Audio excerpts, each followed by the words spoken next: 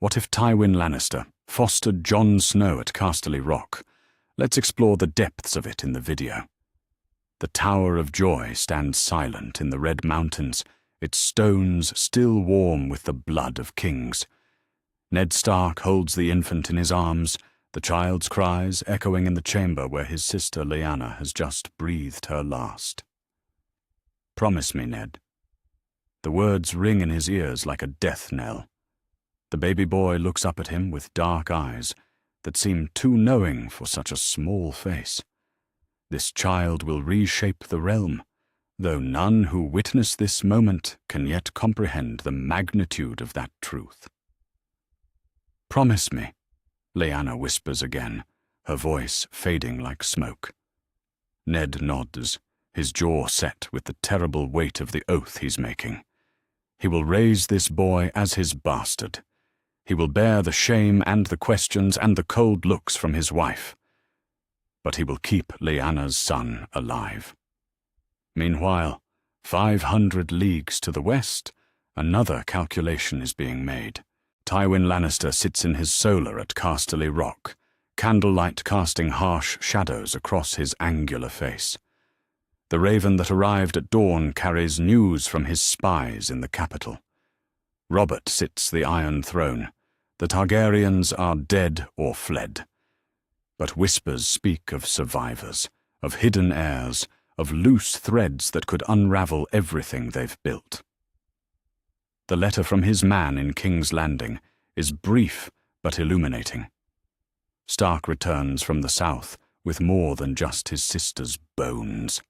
There's talk of a bastard son, born during the campaign, but the timeline doesn't fit. Ned Stark is too honorable a fool to have kept a whore while hunting for his sister. There's something else here, something that smells of secrets worth exploiting. Tywin's fingers drum against the oak of his desk. Information is power, and power is survival. If there's a Targaryen child still breathing somewhere in the realm, he needs to know. Better yet, he needs to control it. A hidden dragon could be either a weapon or a threat, depending on who holds the leash. The Lord of Casterly Rock rises from his chair and walks to the window overlooking Lannisport. Ships crowd the harbour, merchants eager to curry favour with the rebellion's newest allies. Gold flows like water through the port, and gold has always been the truest form of loyalty. But there are other currencies in this game. Trust, obligation, fear. If Ned Stark truly has a bastard, and if that bastard carries more than northern blood, then perhaps an arrangement can be made. One that serves the interests of House Lannister, while appearing to strengthen bonds with their new king's oldest friend. 3 weeks later, King's Landing swelters in the heat of early autumn. Ned Stark stands uncomfortable in the throne room, still wearing his travel-stained leathers. He's come to Robert's coronation, but his mind is elsewhere. In Winterfell, a wet nurse tends to the infant he's claimed as his own. Jon, he named the boy, simple and northern, like himself. "Lord Stark." The voice cuts through his brooding like a blade. Tywin Lannister approaches with measured steps, his crimson and gold doublet pristine, despite the chaos of the capital. "His Grace mentioned you had returned from the south with an addition to your household?" Ned's face hardens. He knows what they're all thinking, all whispering. Honourable Ned Stark, keeping bastards like any common lord. The shame of it tastes like copper in his mouth. "My personal affairs are my own, Lord Tywin." "Of course." Tywin's smile is as thin as a blade's edge, though I confess it struck me as an opportunity. "What sort of opportunity?" Tywin clasps his hands behind his back, the picture of calculated courtesy. "The realm has been fractured by recent events. His Grace seeks to bind the great houses together, to heal the wounds of war. What better way than through the bonds of fosterage?" Ned's eyes narrow. He can smell the trap being laid, but he can't yet see its shape. "Speak plainly, Lord Tywin." Allow me to foster your son at Casterly Rock. We Lannisters have long experience with wards and fosterlings. The boy would receive the finest education, learn the ways of court, make connections that would serve him well in life, and it would demonstrate the unity between our houses that his grace so desires. The words hang in the air between them like a sword. Ned feels his throat constrict. Send Jon away. Give Lyanna's son to the Lannisters of all people? Every instinct screams against it. But then another thought creeps in, cold and calculating as winter itself. At Casterly Rock, Jon would be far from King's Landing, far from Robert's court and Robert's eyes, far from anyone who might look too closely at a bastard's features and see something that shouldn't be there. And if questions ever arose about Jon's parentage, what safer place than among the Targaryens' former enemies? The boy is barely a month old, Ned says carefully. Of course, I would not suggest separating mother and child so young. When he's weaned, perhaps, 2 years hence, when he can better benefit from what Casterly Rock has to offer. Ned studies Tywin's face, searching for the ulterior motive. It's there, certainly. Tywin Lannister does nothing without purpose. But what purpose could Jon serve? A bastard boy with no name and no claim to anything. Unless he suspects. Unless those cold green eyes have seen something that others have missed. I would need to consider, Ned begins. Ned! Robert's voice booms across the throne room like thunder. The new king approaches with wine-heavy steps, his face flushed with celebration and drink. What are you two plotting? More gold for the crown, I hope. Tywin inclines his head with perfect courtesy. I was just offering to foster Lord Stark's bastard son at Casterly Rock, Your Grace, to strengthen the bonds between our houses. Robert's face lights up like a man struck by inspiration. Brilliant. Absolutely brilliant. What better way to show the realm that the old enmities are dead? The wolf and the lion, united in purpose. He claps Ned on the shoulder, hard enough to make him stagger.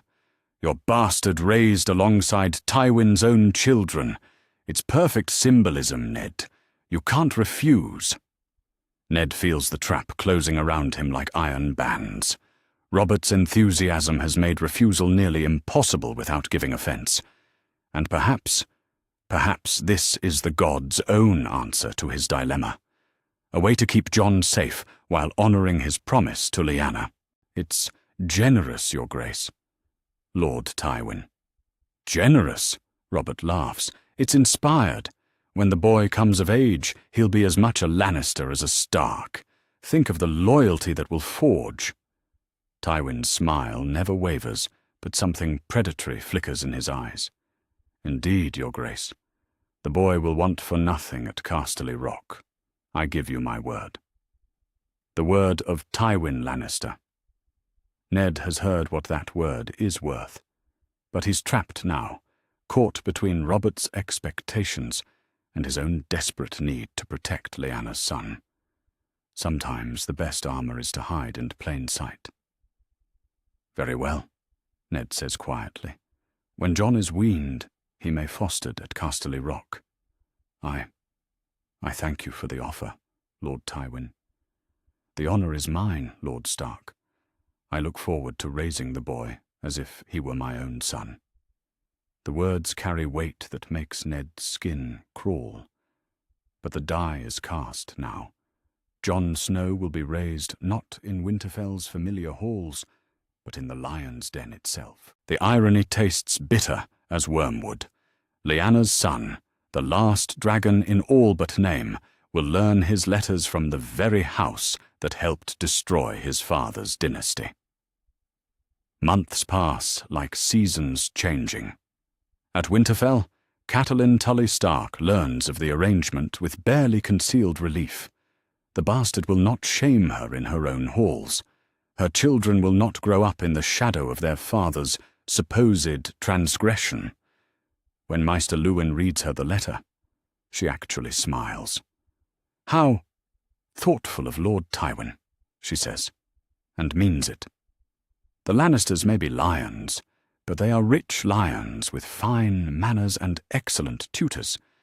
If Ned's bastard must exist, at least he'll be someone else's problem. Ned watches her reaction and says nothing.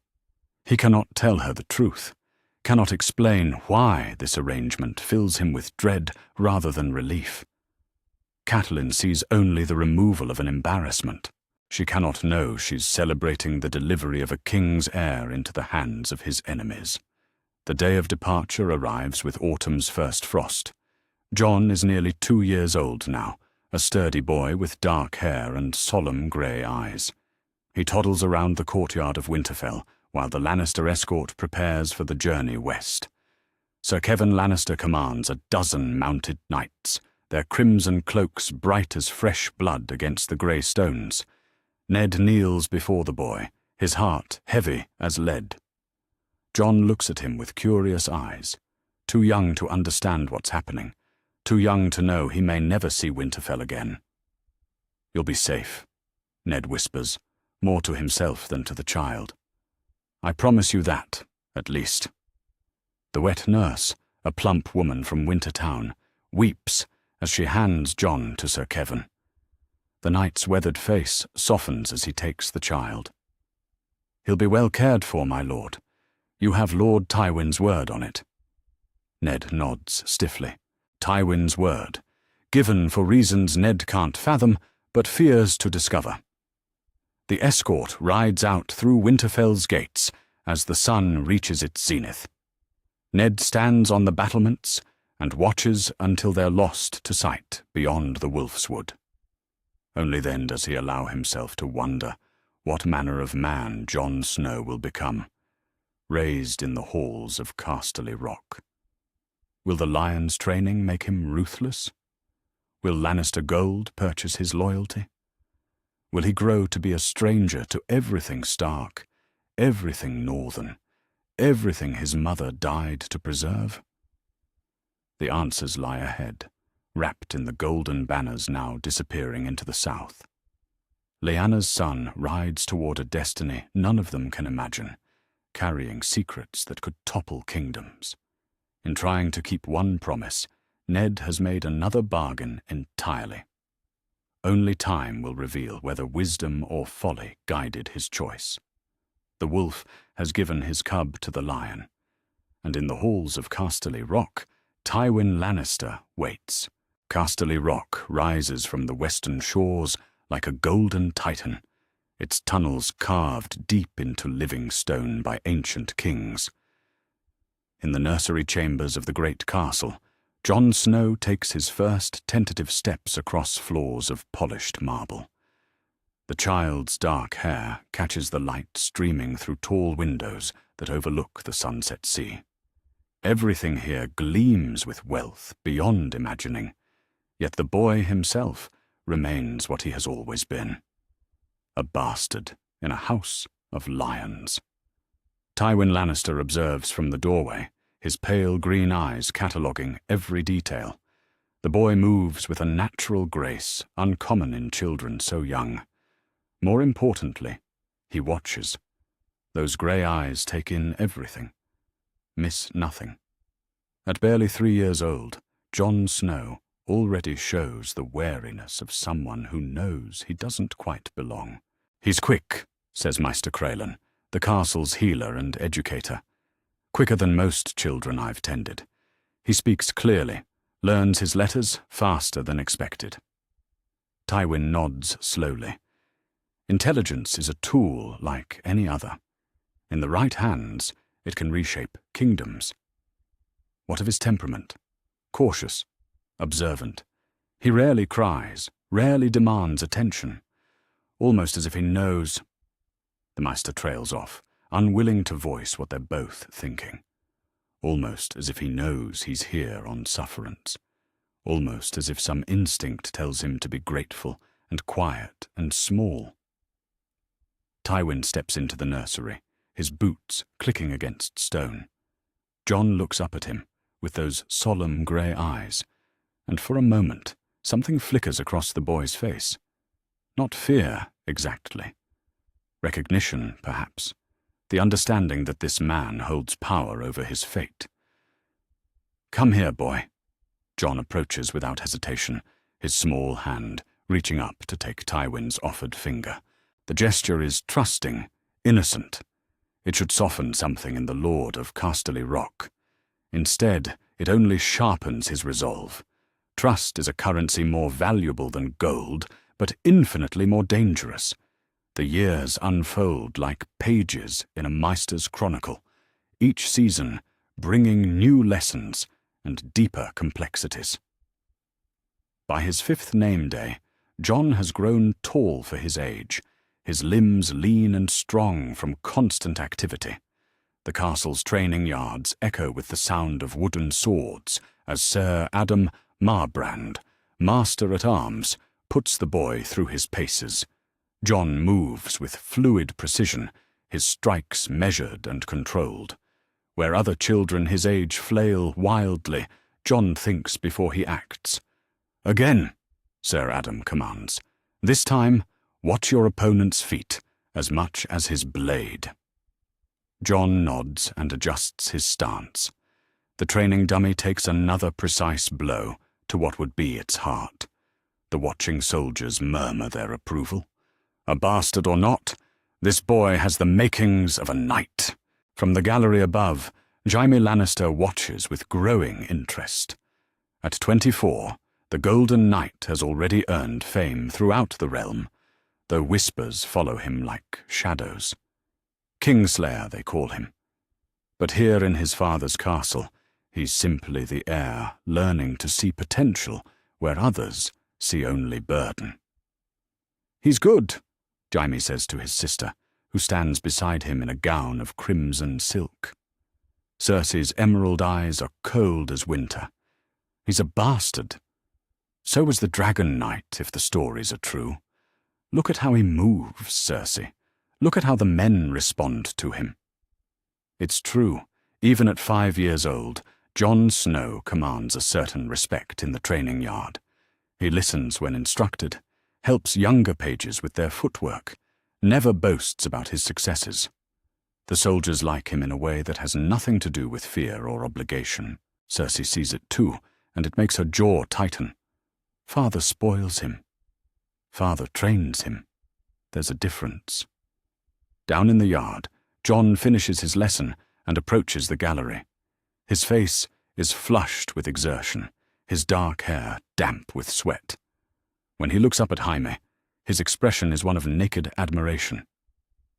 "Ser Jaime, did you see? I hit the mark 5 times in a row." Jaime can't help but smile. The boy's enthusiasm is infectious, unmarred by the calculation that poisons so much of court life. "I saw. You're improving quickly, but remember what Sir Adam taught you about footwork." Jon's face scrunches in concentration. "Plant my feet before I strike. Don't rush the blow." "Exactly. Speed without control is just flailing." The boy nods earnestly, filing away the advice like a scholar memorizing texts. Then his attention shifts to Cersei, and something in his expression becomes more cautious. "Good afternoon, my lady."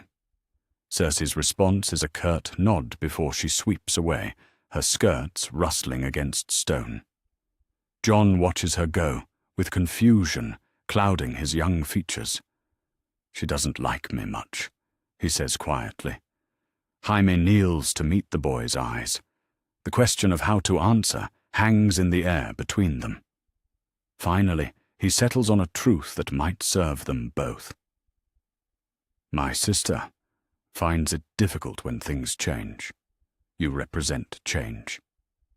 Jon considers this with the gravity of someone twice his age. "I don't want to change anything. I just want to learn." "I know. And that's why you will." The bond between Jaime and Jon grows stronger over the following years, built on shared hours in the training yard and quiet conversations in the castle's corridors. Jaime finds himself genuinely fond of the boy, perhaps because Jon asks nothing of him except knowledge and occasional attention. There's no agenda behind the bastard's admiration, no hidden motive in his questions about swordplay and warfare. But it's with Tyrion that Jon forms his deepest connection. The youngest Lannister is barely older than Jon himself, and like the bastard, he knows what it means to be different in a house that prizes perfection. At 12 years old, Tyrion is already as clever as most maesters, his quick wit and voracious reading making him the perfect companion for Jon's hungry mind. They spend long hours in the castle's vast library, books spread across oak tables, while rain patters against diamond-paned windows. Tyrion reads aloud from histories of the Seven Kingdoms, his voice bringing life to tales of ancient battles and forgotten kings. Jon listens with rapt attention, occasionally asking questions that surprise even Tyrion with their insight. Why did Aegon the Conqueror spare the North? Jon asks one grey afternoon as Tyrion closes a volume about the conquest. The same reason he spared Dorne initially. Some prizes aren't worth the cost of taking them. The North is vast and poor and difficult to hold.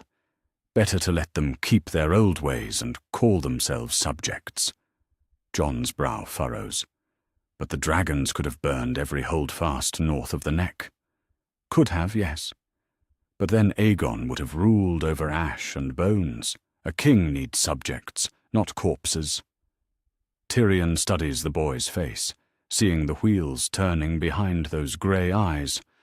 What are you thinking? Just, it seems like being too strong can be a weakness. If everyone fears you, no one loves you. The observation is startling in its maturity. Tyrion sets down his book and gives Jon his full attention. And what would you do if you were king? Jon is quiet for a long moment, staring out the window at the training yard where knights practice their deadly dance. I think I'd want people to follow me because they chose to, not because they had to. It's an idealistic answer, the kind that makes Tyrion both proud and worried. In a world where power flows from fear as much as love, such nobility can be a fatal flaw. But perhaps that's exactly what the realm needs. Someone who believes in something better. Their war games become legendary throughout the castle. What starts as simple contests with wooden blocks evolving into elaborate campaigns using detailed maps and painted figurines. Jon shows an intuitive grasp of strategy that astounds even the castle's senior knights. He sees patterns where others see chaos, finds weaknesses in seemingly impregnable positions. Your move, Tyrion says, gesturing to the map spread between them. They're fighting the Battle of the Redgrass Field again, with Jon commanding the Loyalist forces while Tyrion leads the Blackfire Rebellion. Jon studies the positions for several minutes, his finger tracing possible routes of advance. Finally, he makes his decision, moving a unit of heavy cavalry to what appears to be an exposed position. Interesting, Tyrion muses. You're giving me your flank. Am I? Tyrion begins his attack, committing his reserves to exploit the apparent weakness. Only when it's too late does he see the trap. Jon's cavalry strikes at exactly the right moment, rolling up Tyrion's overextended line, while his reserve infantry holds the center. Brilliant, Tyrion admits, toppling his commander's piece in surrender. I've never seen anyone use that formation before. Jon's cheeks flush with pride. Maester Crayland showed me a passage about ancient Yi-Tai tactics. I thought maybe it might work here, too. You adapted foreign strategies to Westerosi warfare. Do you understand what that means? Jon shakes his head, suddenly uncertain. It means you think beyond the conventional. You see possibilities that others miss. That's the mark of a great commander. The praise means everything to Jon, coming from someone whose intellect he so deeply respects. But more than that, It's the recognition that he has value beyond his birth. In these moments, bastard feels less like a burden and more like simply another word. Yet for all the warmth he finds with Jaime and Tyrion, it's Tywin's approval that Jon craves most desperately. The Lord of Casterly Rock is not given to displays of affection. His lessons come in the form of cold observation and precise instruction. When Jon excels, Tywin nods. When he fails, Tywin's silence is punishment enough. But gradually, almost imperceptibly, something like respect grows between them. "Tell me about the North," Tywin says one evening, as they walk the castle's battlements. Jon is 10 years old now, tall for his age, and serious beyond his years. "What would you like to know, my lord?" "Everything. The houses, their loyalties, their grievances, what they value, what they fear." Jon thinks carefully before answering. These conversations with Tywin always feel like tests, though he's never sure what's being measured. They value honor above all else. Family, duty, the old ways. They remember the kings of winter and take pride in that memory. And what do they think of the Iron Throne? They serve it because they must, because the Starks swore fealty to Aegon the Conqueror, but their loyalty is to Winterfell first, King's Landing second. Tywin nods slowly. And if that loyalty were tested? If they were forced to choose? The question makes Jon uncomfortable. It feels too much like asking him to betray secrets, to choose sides in a conflict he doesn't understand. I don't know, my lord. Lord Stark is honorable. He keeps his oaths. Honorable men have broken oaths before, when the alternative was unconscionable. Remember that, Jon. Honor is a fine thing, but it must be tempered with wisdom. These lessons shape Jon's worldview in ways he won't understand for years to come. Under Tywin's tutelage, he learns to think strategically, to see beyond the immediate consequences of any action. He learns that good intentions mean nothing without the power to implement them, and that sometimes the right choice is the one that seems wrong to others. But he also learns loneliness. The periodic visits from Ned Stark become the brightest points in Jon's year. When the Lord of Winterfell arrives at Casterly Rock with his small escort, Jon feels something inside his chest uncurl with relief. Here is someone who loves him without calculation, who asks nothing of him except to be healthy and happy. "You've grown," Ned says during one such visit, studying Jon with grey eyes so similar to the boy's own.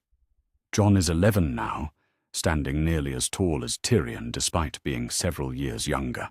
"Sir Adam says I'll be taller than you by my 15th name day." Ned smiles, the expression transforming his stern features. "Your mother was tall. Perhaps you have that from her." The mention of Jon's supposed mother always creates an awkward silence. Jon has learned not to ask too many questions about the woman who gave him life. The answers are always vague, always painful for Ned to give. They walk together through Casterly Rock's gardens, past fountains carved from gold-veined marble and flower beds tended by an army of servants. The wealth on display would feed a dozen northern villages for a year, but Jon has grown accustomed to luxury. It no longer impresses him the way it once did. "Are you happy here?" Ned asks quietly. The question catches Jon off guard. Is he happy? He's not sure he knows what that means anymore. He has everything a boy could want. Fine clothes, excellent teachers, companions who respect his abilities, but he also has the constant awareness that none of it is truly his, that he exists at the sufferance of others. "I'm learning," Jon says finally. "Lord Tywin says I have potential." "That's not what I asked." Jon stops walking and looks up at his father's face.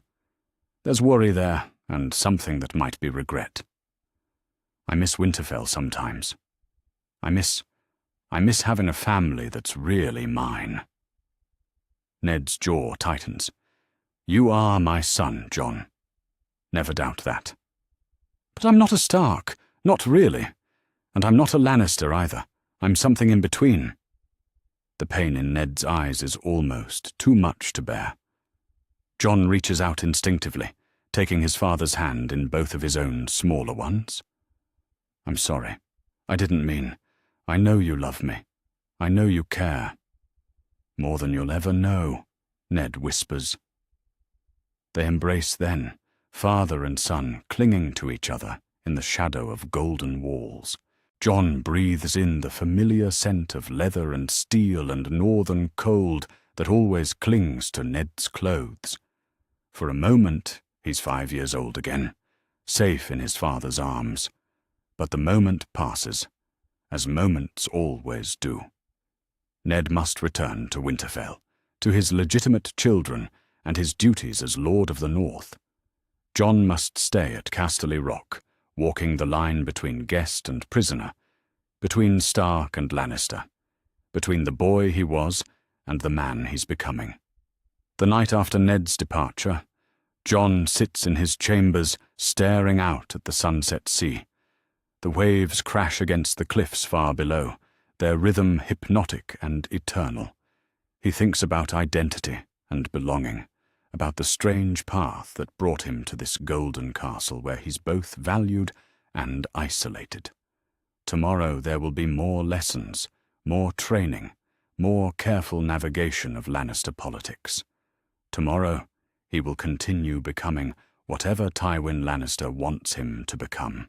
But tonight, in the darkness of his chambers, Jon Snow allows himself to dream of snow-covered battlements and wolves howling in the distance. He is 12 years old, and already he understands that some choices, once made, can never be unmade. The boy who left Winterfell at 2 years old is gone forever. What remains is something new, neither fully wolf nor lion, but perhaps something more dangerous than either. The morning sun glints off steel as Jon Snow moves through his forms in Casterly Rock's main training yard. At 14 years old, he has grown tall and lean, his movements carrying the fluid grace of a natural swordsman. The practice blade in his hand cuts precise arcs through the air, each strike delivered with controlled power that speaks of years of careful instruction. The watching guards murmur their approval as he completes the sequence without a single wasted motion. Impressive as always, comes a familiar voice from behind him. Jon turns to find Jaime Lannister approaching, his golden hair catching the light like a crown. At 30, the eldest Lannister son has reached the peak of his abilities, his reputation as one of the finest knights in the realm well established. But there's something in his green eyes as he watches Jon that wasn't there before. Respect, certainly, but also something that might be wariness. "Thank you, Sir Jaime. Sir Adam says I'm ready to spar with real opponents instead of practiced dummies." "Are you now?" Jaime draws his own sword, the steel singing as it laves its scabbard. "Well then, let's see what you've learned." The sparring match that follows draws a crowd of soldiers and servants. Jon holds his own against the legendary knight for nearly 10 minutes, his youth and speed offsetting Jaime's experience. When Jaime finally disarms him with a clever twist of the blade, both combatants are breathing hard. "You're good," Jaime admits, lowering his sword. "Very good. But you're thinking too much. In a real fight, you won't have time to calculate every move." Jon nods, absorbing the criticism.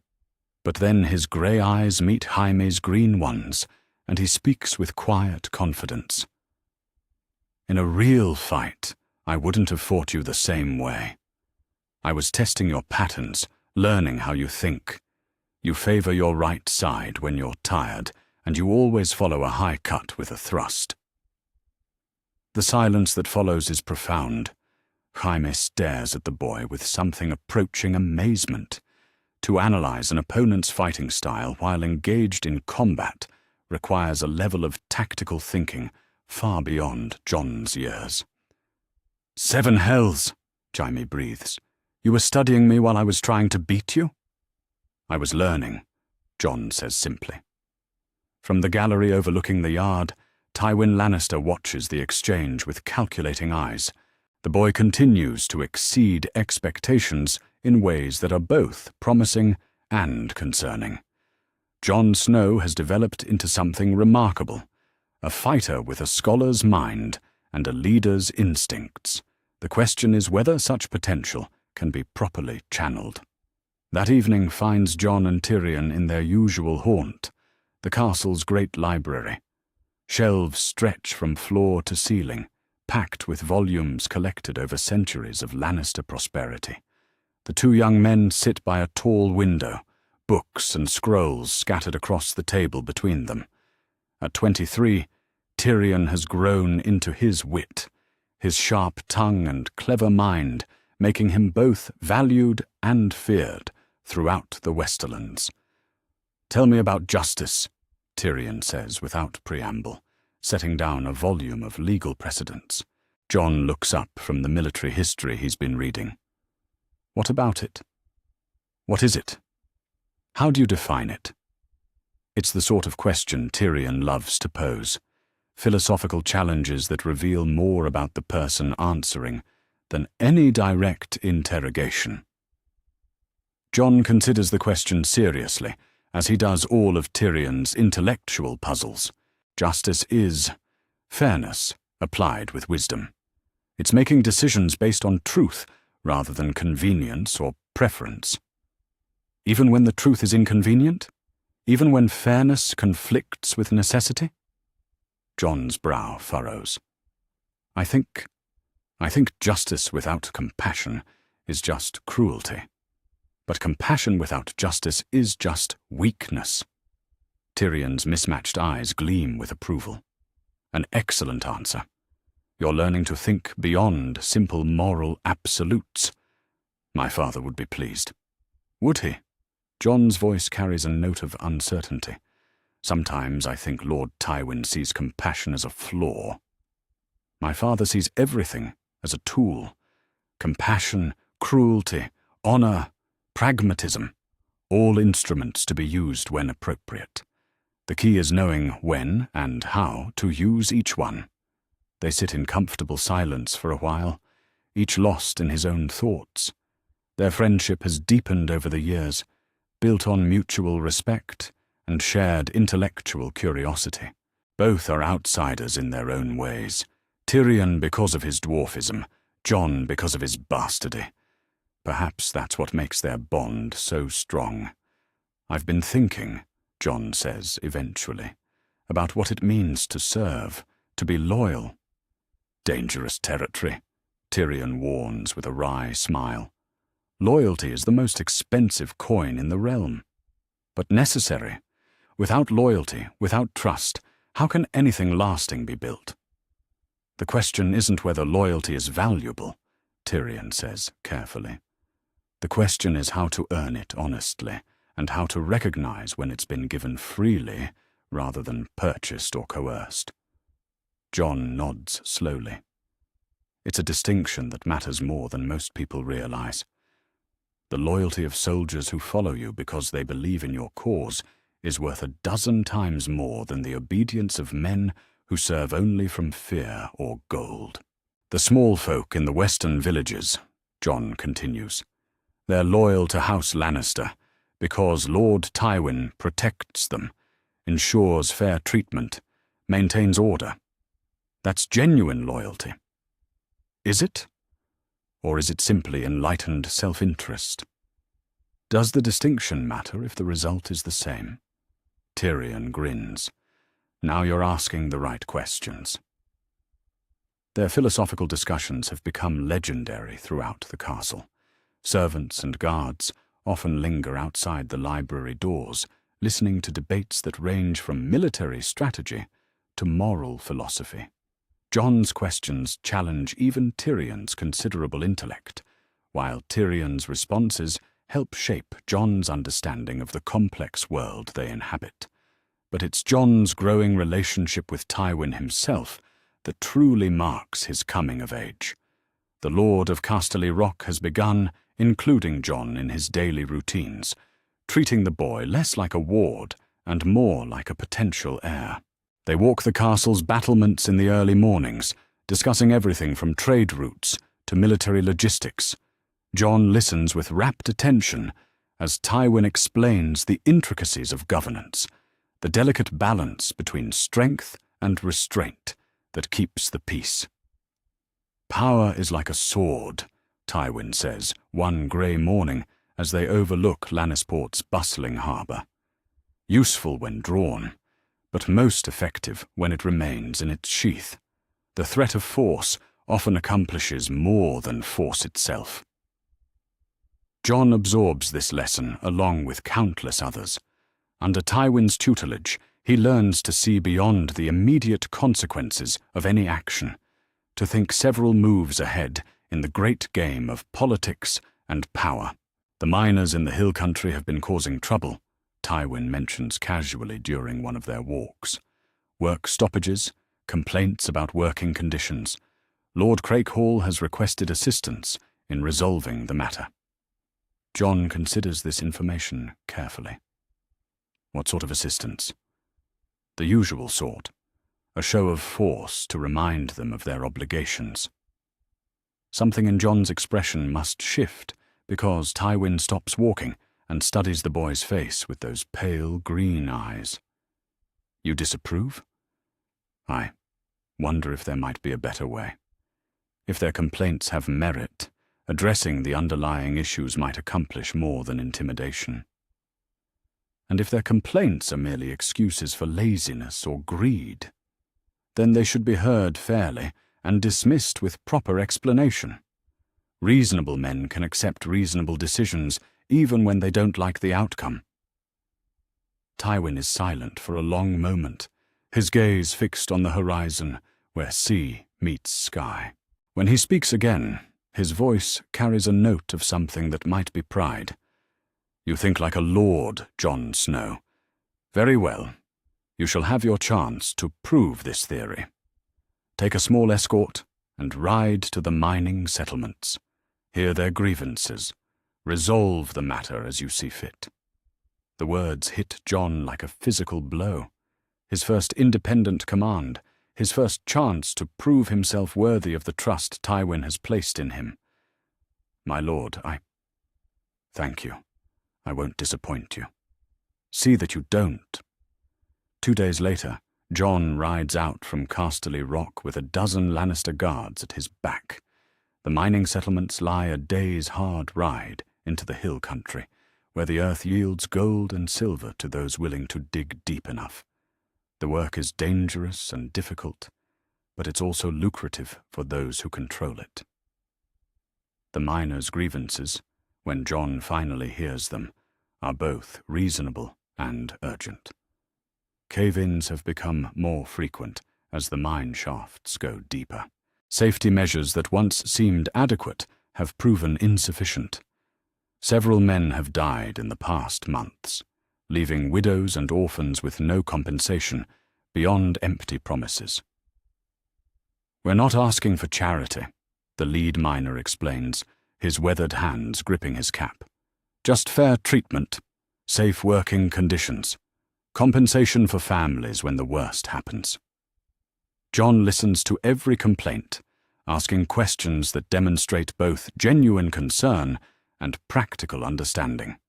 He inspects the mine shafts himself, noting where support beams have been skimped on, where ventilation is inadequate, where basic precautions have been ignored in favor of faster extraction.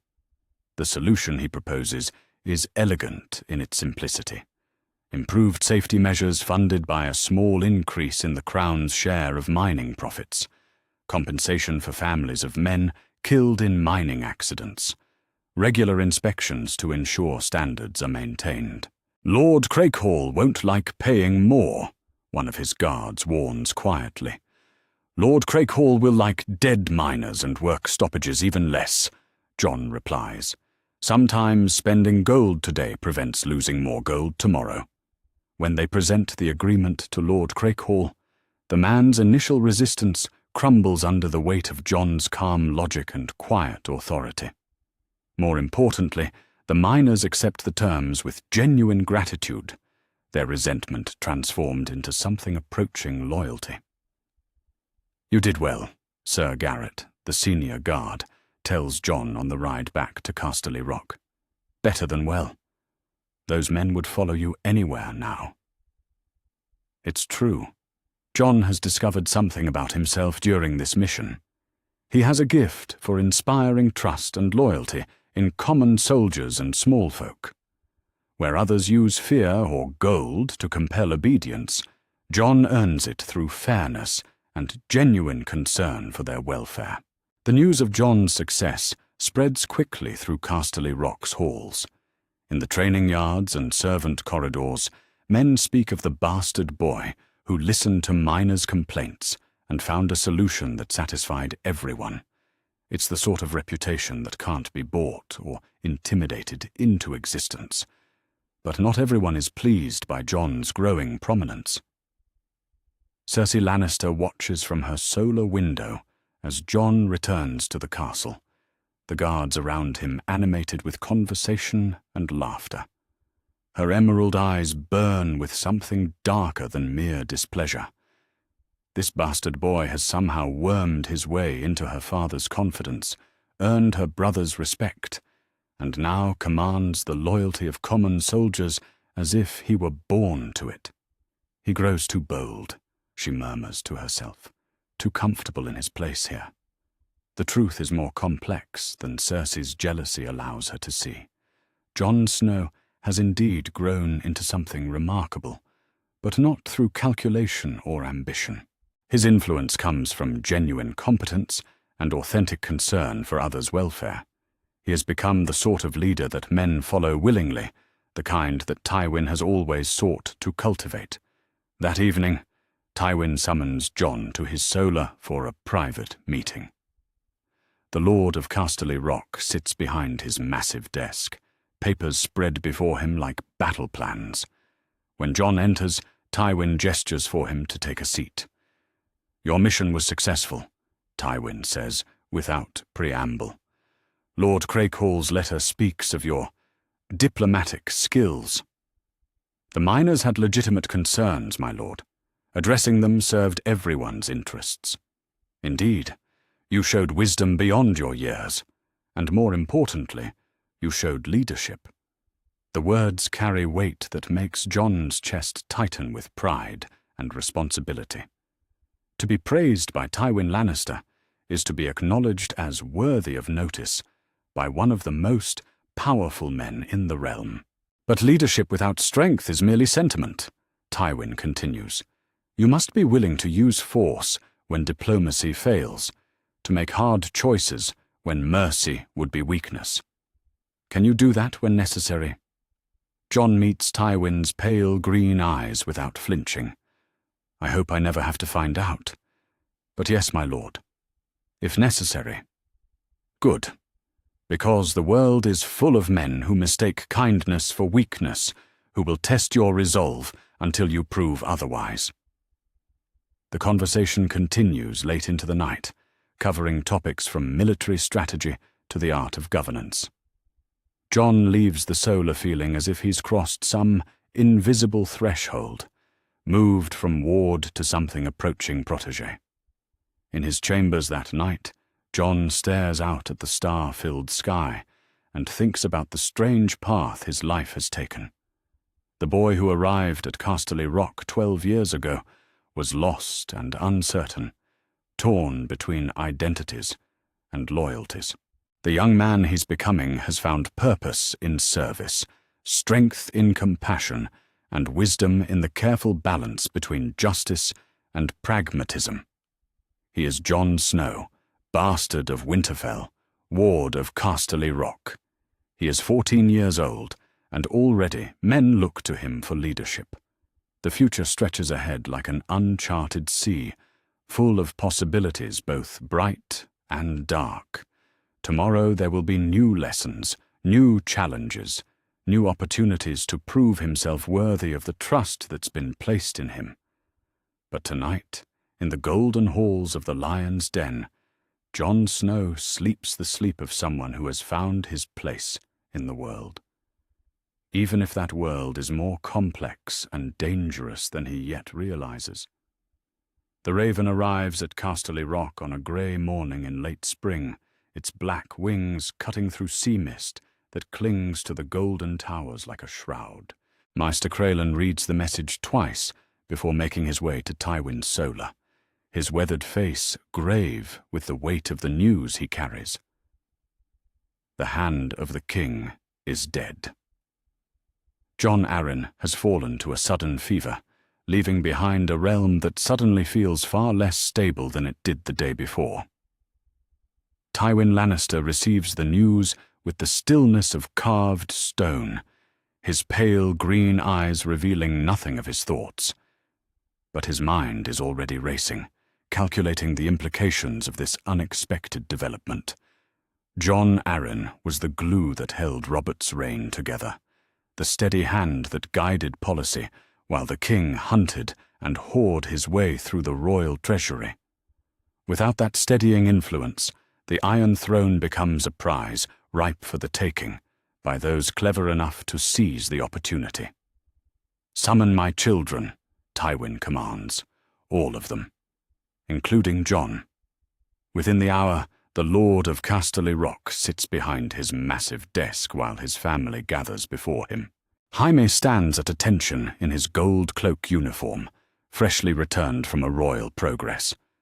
Cersei arranges herself in a chair with studied elegance, her emerald silk gown a perfect complement to her golden hair. Tyrion lounges against a bookshelf with characteristic casualness, while Jon remains respectfully upright, his grey eyes alert and watchful. "You've heard the news by now," Tywin begins without preamble. "The king will need a new hand. The question is whether he will choose wisely, or follow his usual inclinations toward sentiment over sense." Cersei's lips curve in what might charitably be called a smile. Surely his grace will see the wisdom in appointing someone with the necessary qualifications. "Robert Baratheon has never chosen wisdom when friendship was available," Tyrion observes dryly, "which means he'll almost certainly summon Ned Stark south." The words hit Jon like a physical blow. His father, called to King's Landing to serve as Hand of the King, the honor every lord in the realm would covet, but one that carries dangers as sharp as any blade. Jon has read enough history to know that the Hand's position is often a stepping stone to the grave. "If Lord Stark accepts," Jon says carefully, "what does that mean for the North?" Tywin's attention focuses on him with laser intensity. "Tell me what you think it means." Jon takes a moment to organize his thoughts, aware that every word will be weighed and measured. The North has been stable under Lord Stark's rule. His bannermen respect him, the small folk trust him, but King's Landing is different, political, dangerous. If he goes south and something happens to him, the North would fall to his heir, Jaime finishes. Robb Stark, a boy with no experience of rule. "A boy who learned at his father's knee," Jon corrects quietly. "Honorable, brave, but perhaps not flexible enough for the games played in the capital." Tywin nods slowly. "Continue. If Lord Stark goes south and stays too long, or if he's seen to be compromised by southern politics, it could create unrest among the northern houses. They've always been proud of their independence, their different ways. They follow the Starks because they trust them to remember that they're Northmen first." The analysis is remarkably sophisticated for someone who has lived away from the North for 13 years. But Jon's mind has been sharpened by years of Lannister education, and his insights into northern politics could prove invaluable in the coming crisis. "And what would you advise If you were in my position, Tywin asks.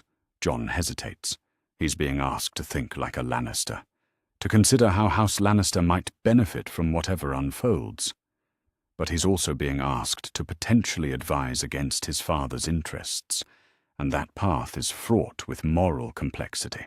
I would watch carefully. Lord Stark is honourable to a fault, which makes him predictable in some ways but dangerous in others. He won't play the Game of Thrones willingly, but if he's pushed too far, he'll push back.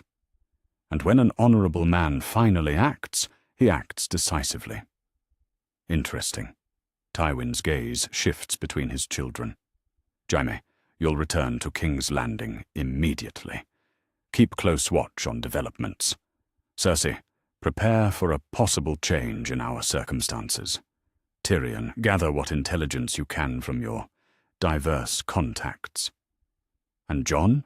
Tyrion asks, when his father doesn't immediately continue. Jon will remain here. I find his counsel increasingly valuable. The dismissal is subtle but clear. As the others file out, Jon remains behind, uncertain whether he's been honoured or imprisoned. Tywin studies him for a long moment before speaking again. You're troubled. It's not a question.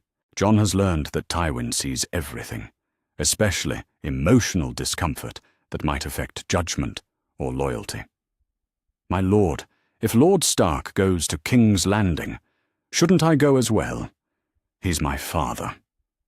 He is, but you've been my ward for 13 years. Your loyalties are complex. Tywin rises from his chair and walks to the window overlooking Lannisport. Tell me, Jon Snow, where does your true loyalty lie? The question hangs in the air like a blade. Jon feels the weight of it, the impossible choice it represents. How does he answer without betraying either the man who gave him life or the man who shaped him into who he's become? With justice, Jon says finally. With doing what's right, whatever that might cost. Tywin turns back to face him, and there's something that might be approval in those cold green eyes. A diplomatic answer. But the world rarely offers the luxury of choosing pure justice over practical necessity. What happens when doing right for one person means doing wrong to another? Then you try to find a third path, one that serves justice without destroying everything you care about. And if no such path exists, Jon is quiet for a long time, wrestling with a question that has no good answer. Then you choose the path that causes the least harm to the most people, even if it costs you everything. The words surprise him as much as they seem to surprise Tywin, but they feel true in a way that goes deeper than conscious thought. This is who he is, who he's become through years of Lannister education, tempered by Stark values. You speak like a man ready to rule, Tywin observes. But ruling requires more than good intentions. It requires strength, cunning, the willingness to make hard choices that others cannot or will not make. I know, my lord. I'm still learning. Indeed you are. That evening, Jon seeks out Tyrion in the castle's great library. He finds his friend surrounded by books and scrolls, a cup of wine at his elbow, as he researches something with characteristic intensity. The firelight flickers across his mismatched features as he looks up at Jon's approach. Ah, the bastard scholar arrives. Come to help me solve the mysteries of governance and power? Jon settles into the chair across from him. I came to ask you something. About family. About belonging. Tyrion sets down his quill and gives Jon his full attention. Dangerous territory, but then again, you've always preferred dangerous territory to safe answers. How do you live with it, knowing that you don't quite fit anywhere, that you're always going to be different from everyone around you? The question strikes closer to home than Jon probably realizes. Tyrion has spent his entire life navigating the complex territory of being a Lannister who doesn't look like a Lannister, being brilliant in a family that values strength and beauty above cleverness. You find your own definition of belonging, Tyrion says after a moment. You stop trying to be what others expect and start being what you actually are, and you surround yourself with people who value what you actually bring to the world. But what if what you bring isn't enough? What if you're caught between two worlds and can't fully commit to either? Tyrion studies Jon's face, seeing the real question beneath the surface. The boy is wrestling with loyalty and identity, torn between the Stark honor that shaped his early years and the Lannister pragmatism that has guided his education. Then you create a third world, Tyrion says simply. You take the best of both and make something new, something that's entirely your own. They talk late into the night, their conversation ranging from philosophy to politics, to the strange bonds that form between unlikely friends. It's a conversation Jon will remember for years to come, one that helps him understand that identity isn't something you inherit, but something you choose to build. The next morning brings another raven, this one bearing the royal seal. Robert has indeed summoned Ned Stark to King's Landing to serve as Hand of the King. The news spreads through Casterly Rock like wildfire, and Jon feels the weight of divided loyalties settling on his shoulders like a cloak of lead. In his solar, Tywin reads the letter that accompanied the official announcement. Ned's own words, carefully formal but carrying undertones that speak of reluctance and duty in equal measure. The Lord of Winterfell will come south because his king commands it, but he's under no illusions about what awaits him in the capital.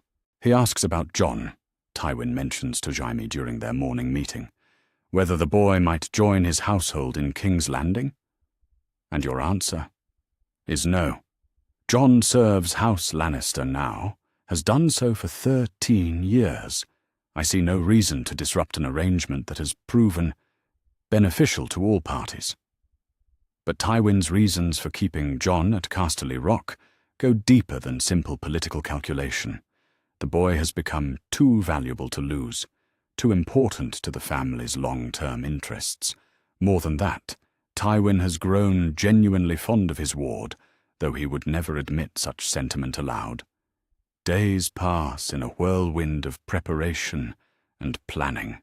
Ravens fly back and forth between Casterly Rock and the capital as Tywin positions his pieces for whatever game is about to unfold.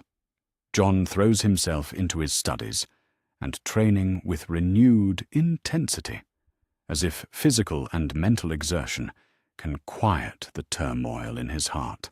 It's during this time that another letter arrives, this one from Winterfell, rather than King's Landing.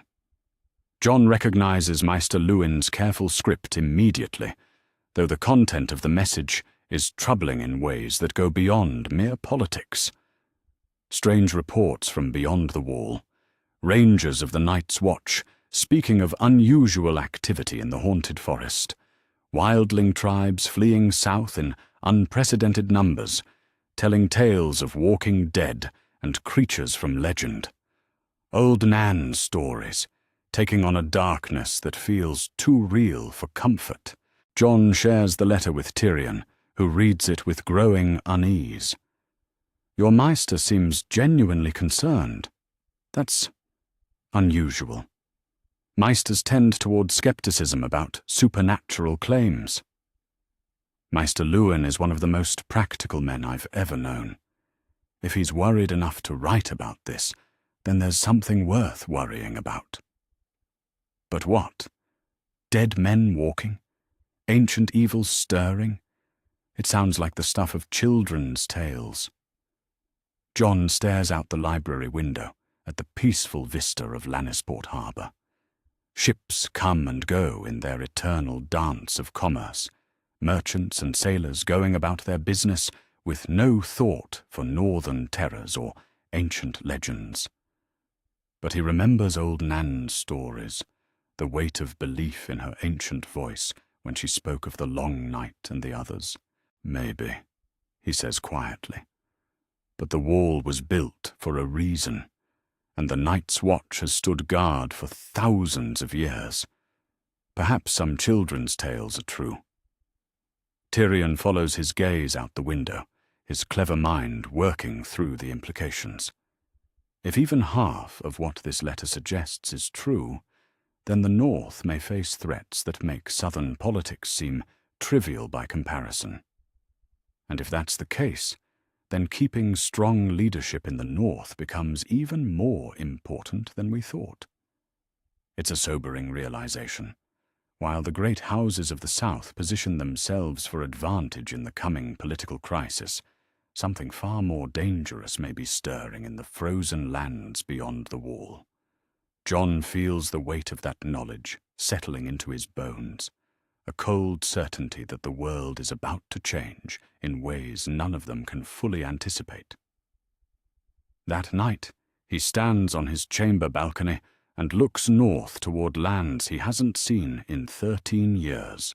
Somewhere beyond the horizon, past the green hills of the Reach and the grey towers of River Run, Winterfell stands guard against the darkness.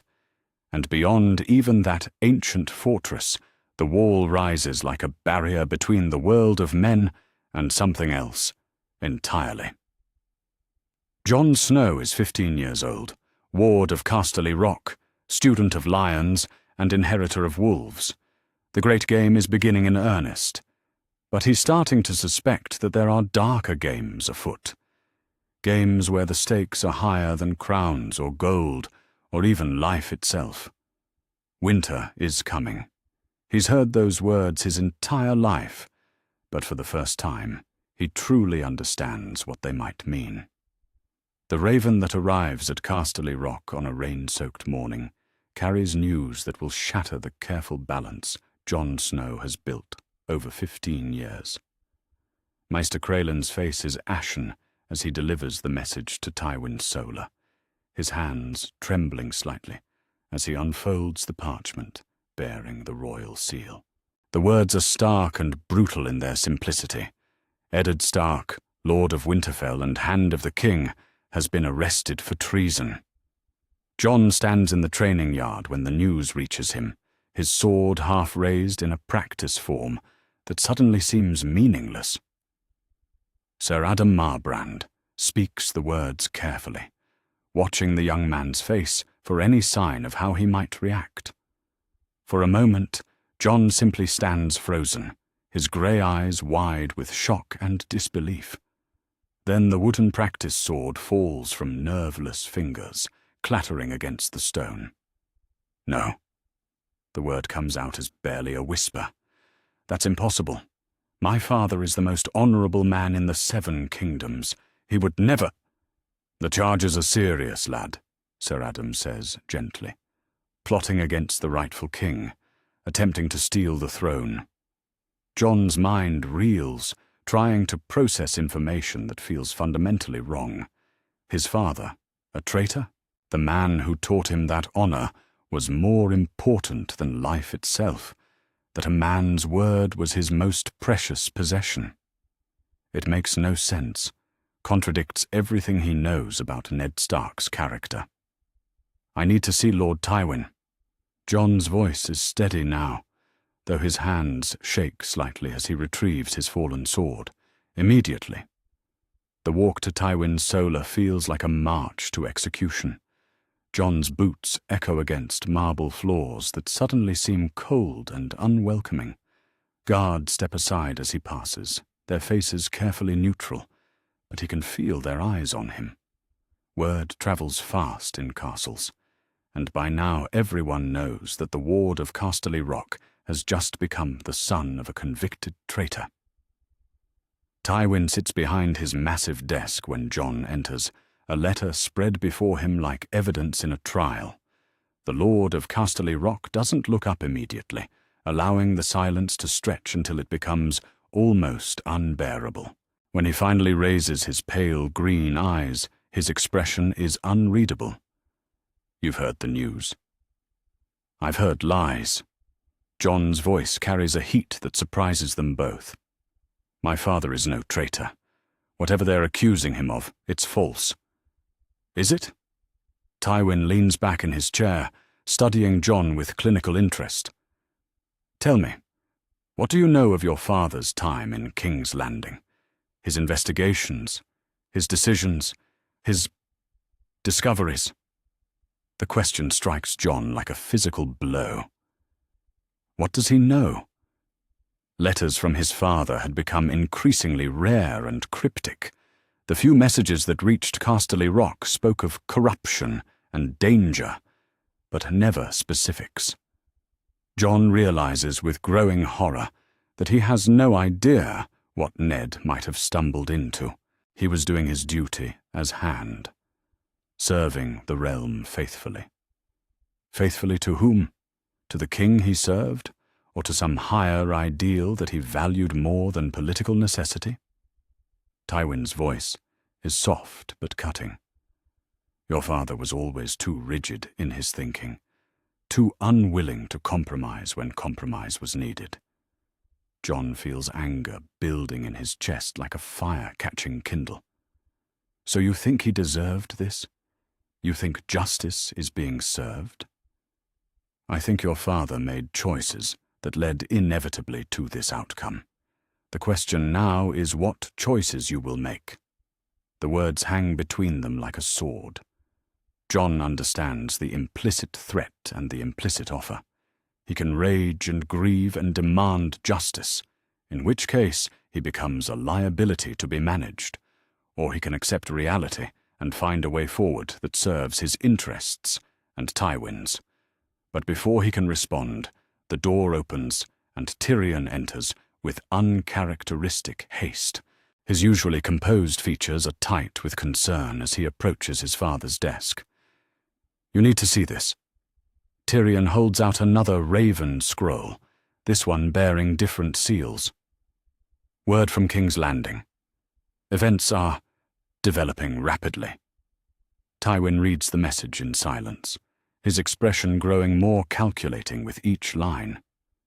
When he finishes, he sets the parchment down with deliberate care. The king is dead. Robert Baratheon died yesterday from wounds sustained in a hunting accident. His heir, Prince Joffrey, has taken the throne. The news hits Jon like a second blow. Robert dead, Joffrey crowned, his father arrested under a boy king's authority. The political landscape has shifted so dramatically that everything he thought he understood has become meaningless. And Lord Stark? Jon asks, though he dreads the answer. Tywin's silence speaks volumes. Tyrion answers with unusual gentleness. He confessed to his crimes publicly. In return, he was promised mercy, exile to the Night's Watch instead of death. Jon feels something cold and sharp settle in his stomach. His father, confessing to treason he didn't commit? The only reason Ned Stark would do such a thing is to protect his children, to save their lives at the cost of his own honor. When? Jon's voice is barely audible. The confession was yesterday, Tyrion says carefully. But the hesitation in his friend's voice tells Jon everything he needs to know. There's more news coming, worse news. He braces himself for whatever fresh horror awaits. The new king, Tywin says with cold precision, decided that mercy was inappropriate. Eddard Stark was executed this morning. The words hit Jon like a physical force, driving the air from his lungs and the strength from his legs. He staggers backward until his shoulders hit the stone wall, his grey eyes wide with shock and grief that goes beyond mere sorrow into something primal and devastating. No. The word is torn from his throat. No, that can't. He confessed. They promised him mercy. Kings make promises. Kings break promises. It's the nature of power. Tywin's voice remains level, clinical, as if discussing the weather rather than the death of a man who raised Jon from infancy. Jon slides down the wall until he's sitting on the cold floor, his head in his hands. 15 years of careful control, 15 years of maintaining the balance between loyalty and identity, crumble in an instant. His father is dead. Murdered by a boy king's caprice, executed like a common criminal despite a lifetime of honor and service. I should have been there. The words come out broken and raw. I should have been with him. I should have... You should have what? Tywin's voice cuts through Jon's grief like a blade. Died alongside him.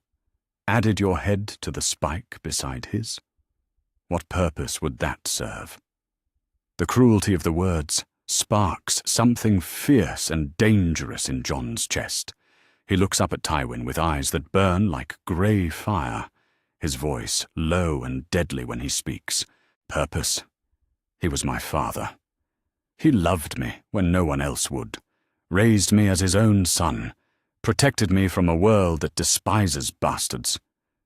And you speak of purpose? I speak of reality. Tywin rises from his chair and approaches slowly, like a hunter stalking wounded prey. Your father is dead. Nothing you do or say or feel will change that. The question is whether his death will have meaning, or whether it will simply be another tragedy in a realm full of tragedies.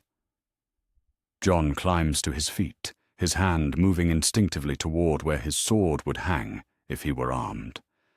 The gesture doesn't go unnoticed by Tywin, who stops just out of reach. Are you threatening me, boy? I'm mourning my father, and trying to decide whether the man who raised me for 15 years is capable of the same compassion he showed to a bastard child. The rebuke stings, perhaps because it contains more truth than Tywin is comfortable acknowledging. For a moment, something almost human flickers in those pale green eyes. Your grief is understandable, natural even. But grief clouds judgment, and you cannot afford clouded judgment now. The North will rebel. Your brother Robb will call his banners and march south seeking vengeance. When that happens, this family will be at war with yours. Then perhaps I should be with my family when that war comes. Should you? After 15 years of Lannister hospitality? After everything we've taught you?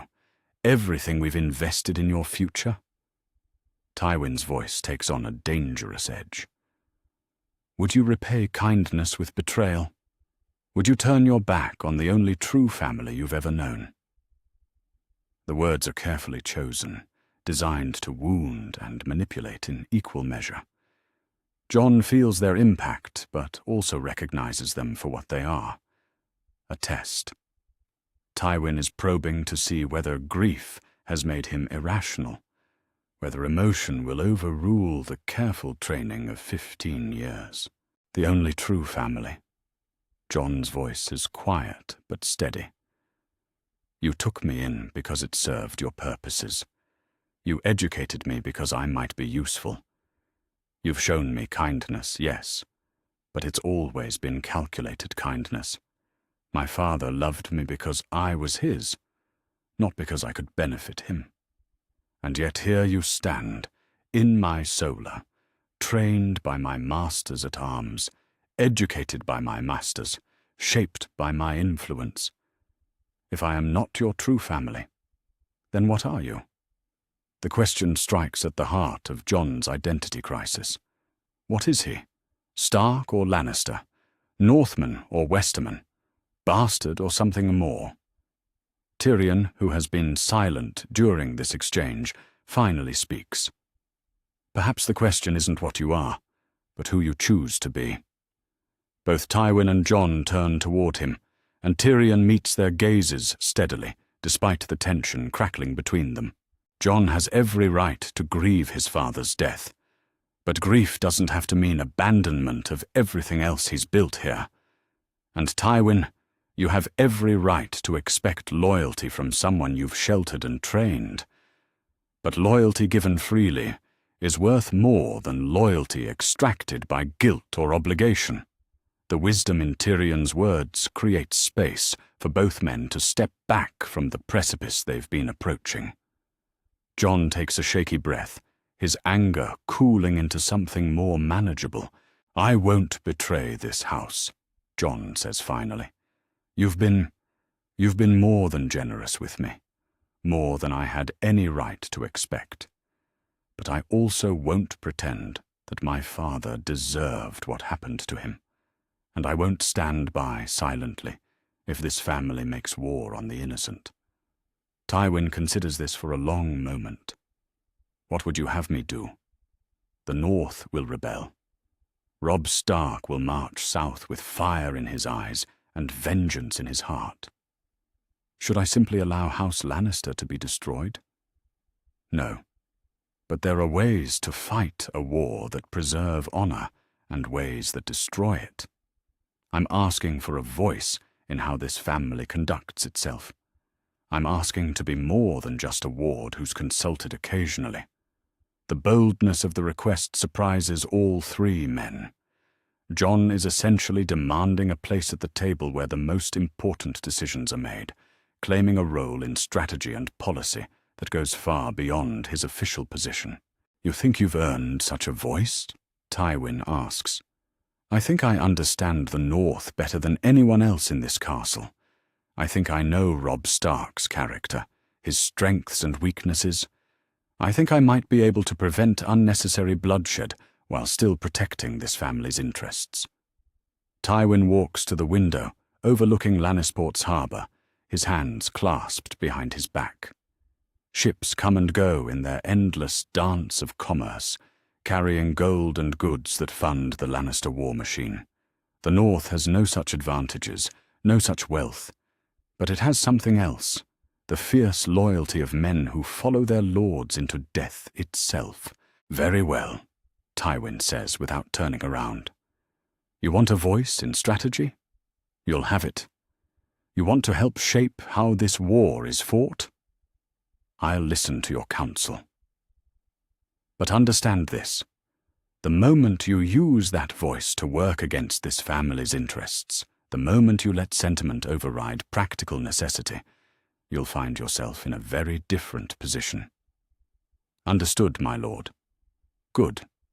Then your first task is to help me understand what we're truly facing.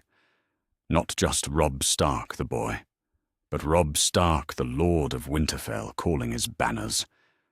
What kind of leader will grief make him? What kind of army will answer his call?"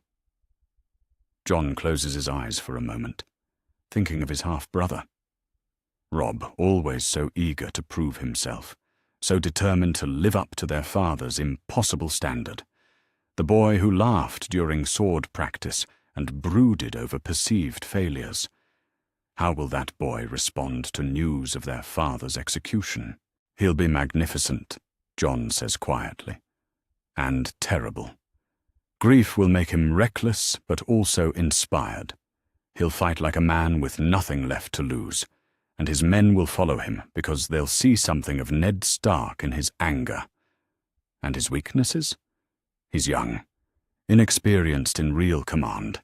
He trusts too easily and forgives too readily, and he'll be fighting for honor rather than pragmatic advantage." Tywin turns back to face him. "Those weaknesses can be exploited?" Jon hesitates, feeling the weight of the choice before him.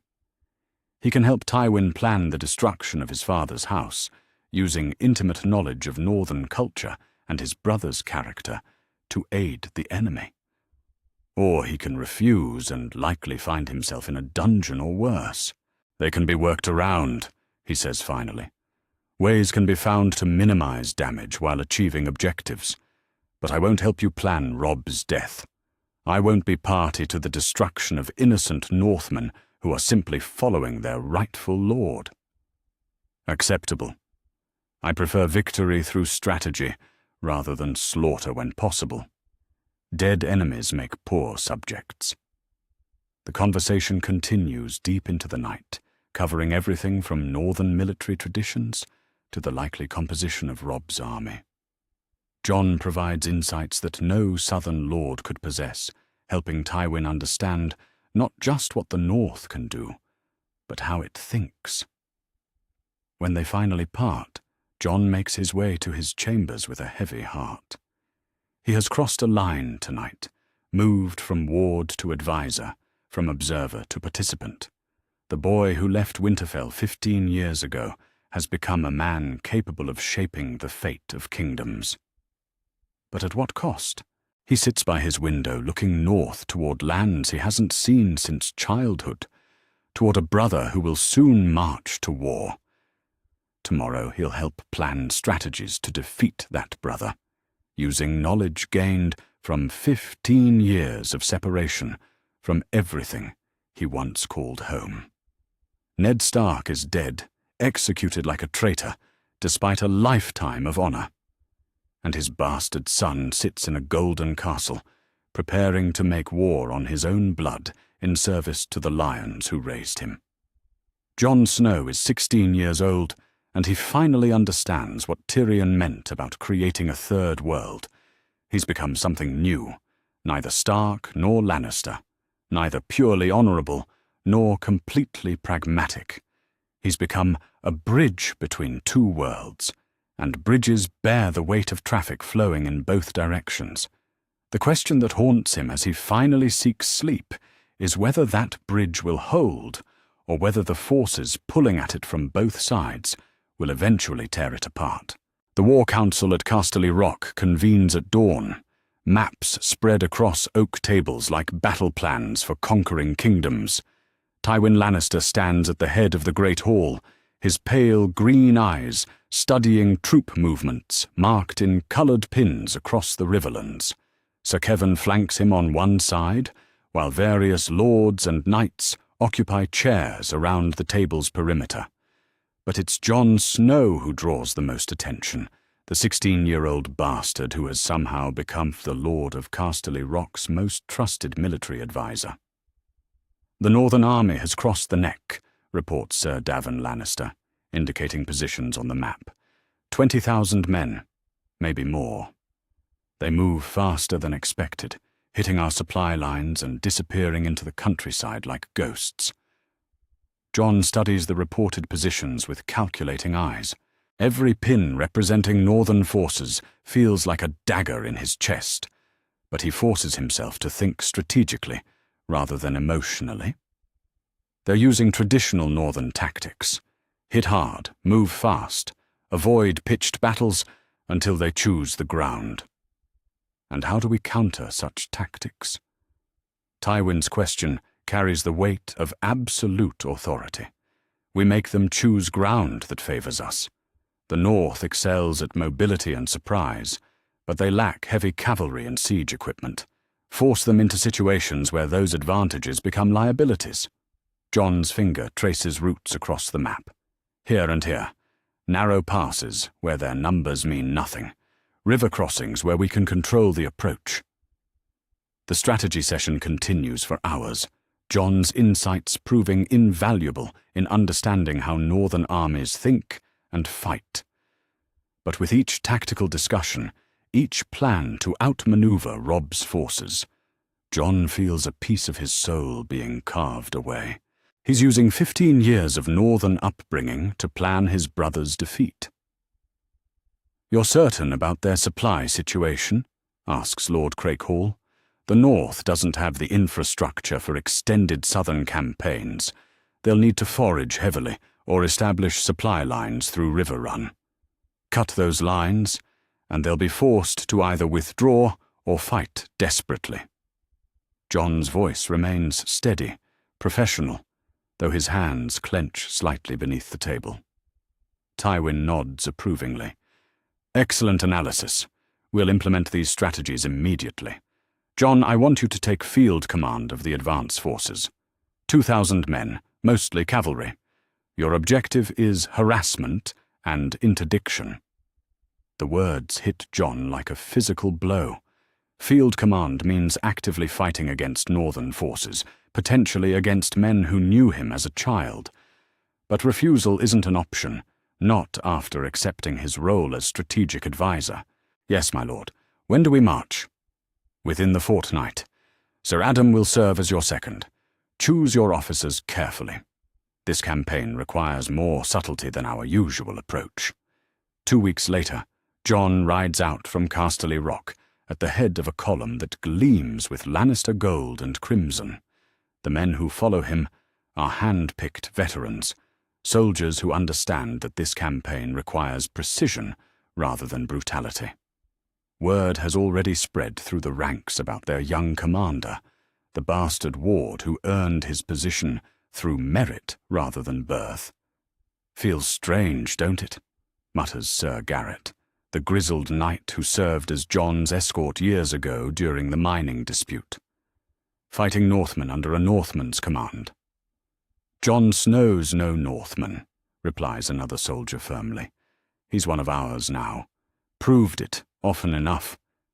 Jon overhears the exchange but doesn't respond. The question of what he is, who he belongs to, has become more complex with each passing day. The armor he wears bears the Lannister lion, but the tactical knowledge guiding his decisions comes from 15 years of northern education.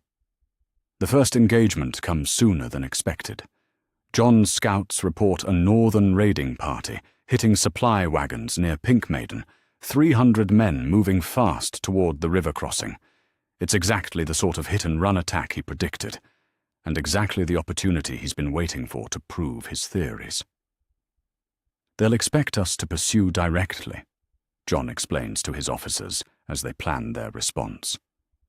Standard Southern tactic would be to chase them with superior numbers.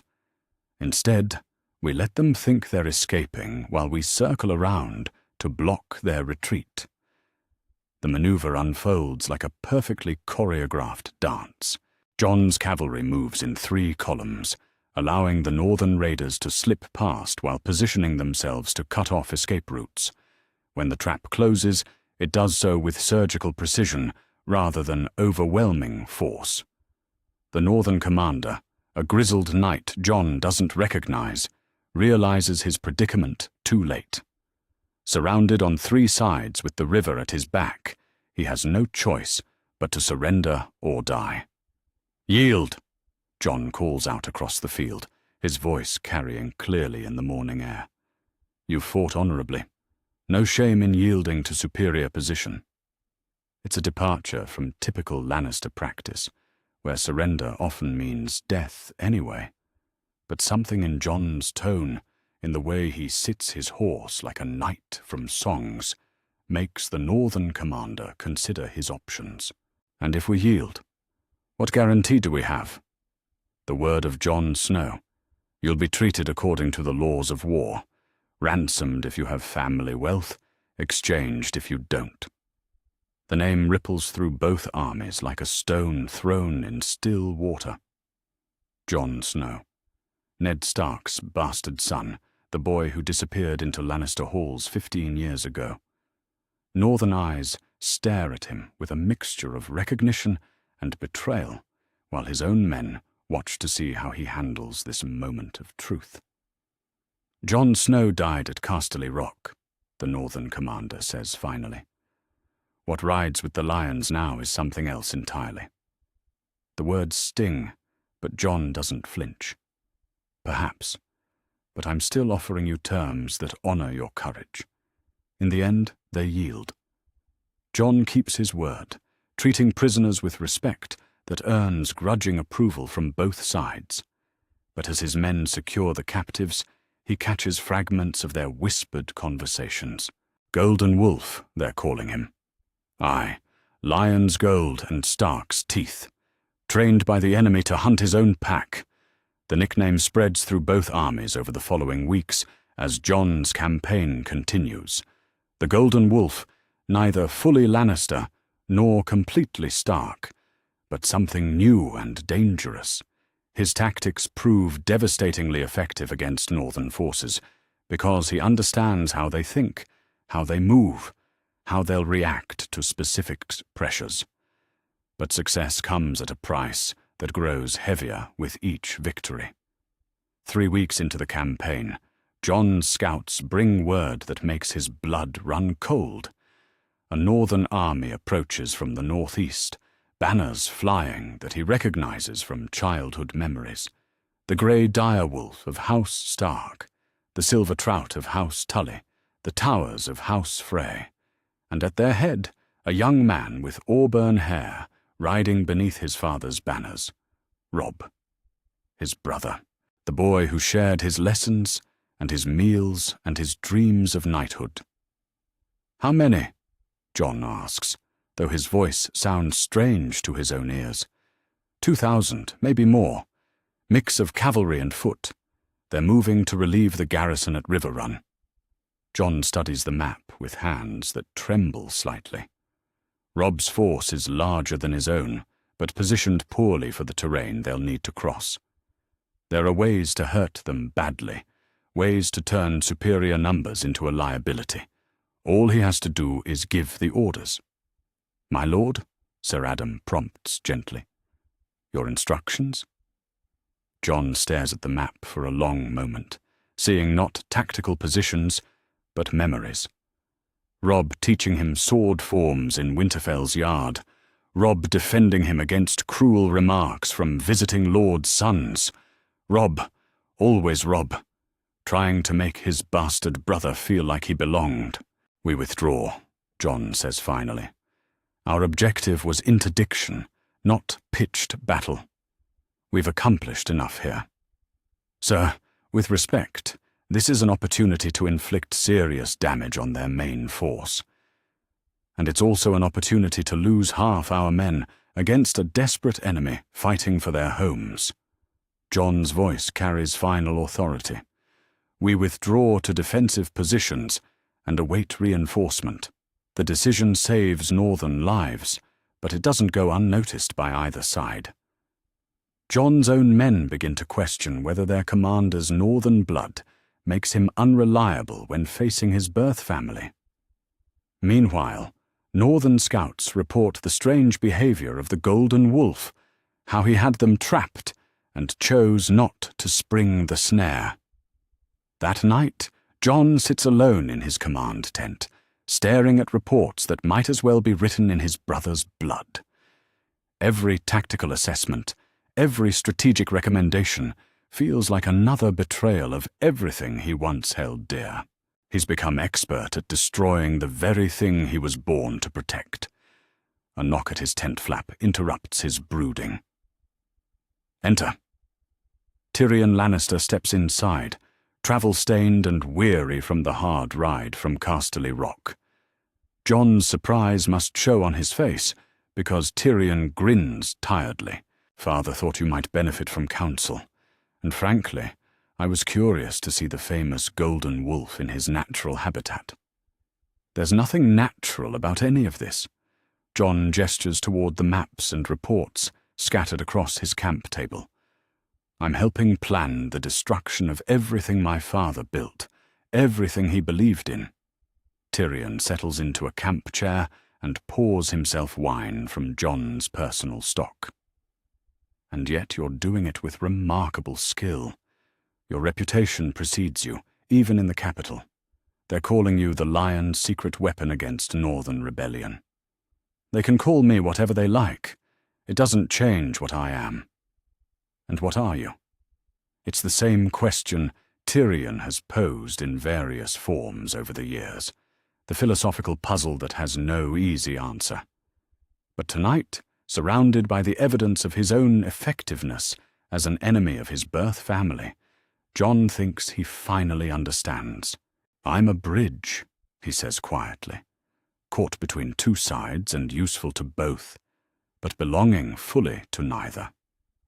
Perhaps you're something the realm desperately needs. Someone who understands both sides well enough to find solutions that don't require complete destruction of either." Jon looks up from his maps, studying his friend's face in the flickering candlelight. "What do you mean?" "This war won't last forever. Eventually, someone will win and someone will lose. When that happens, the victor will need to rule over the defeated. Wouldn't it be useful to have advisors who understand both cultures, both ways of thinking?" The concept is intriguing, but painful.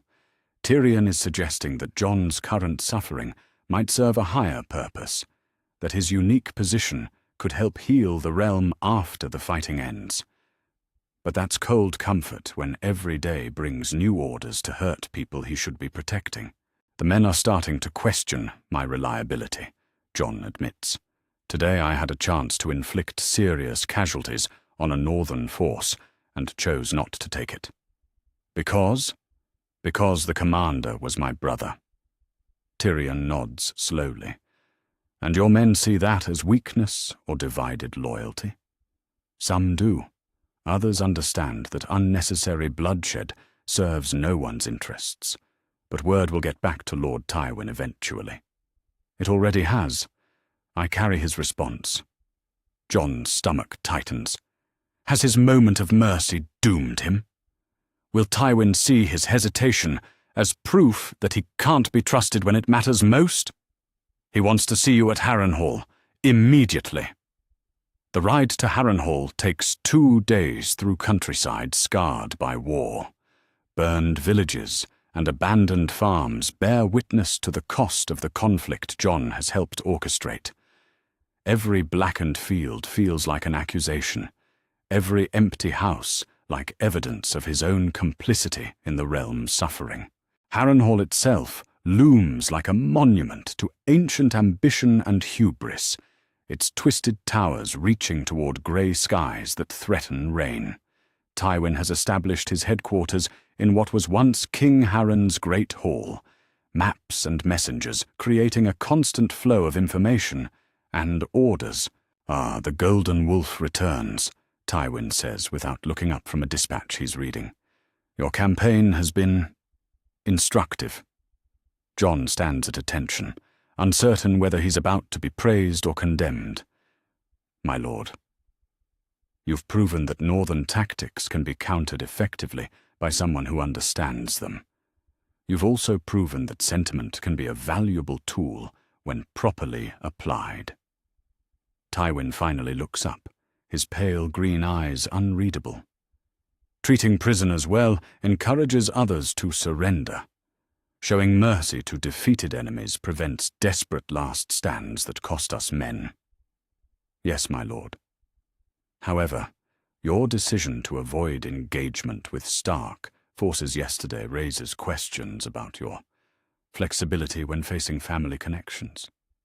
Jon meets Tywin's gaze steadily. "I judged the tactical situation too risky for the potential gain. Our objective was harassment, not decisive battle. A reasonable assessment, but incomplete." Tywin rises from behind his makeshift desk and approaches slowly. The true objective isn't tactical advantage. It's demonstrating that this rebellion cannot succeed. Every northern force that escapes intact encourages other houses to believe resistance is possible. Understood, my lord? I hope so, because your next assignment will test that understanding thoroughly. Tywin hands him a sealed document bearing the Lannister seal. You're to take command of the siege at River Run. 3,000 men under your direct authority. Your objective is to force the castle's surrender while minimizing damage to its strategic value.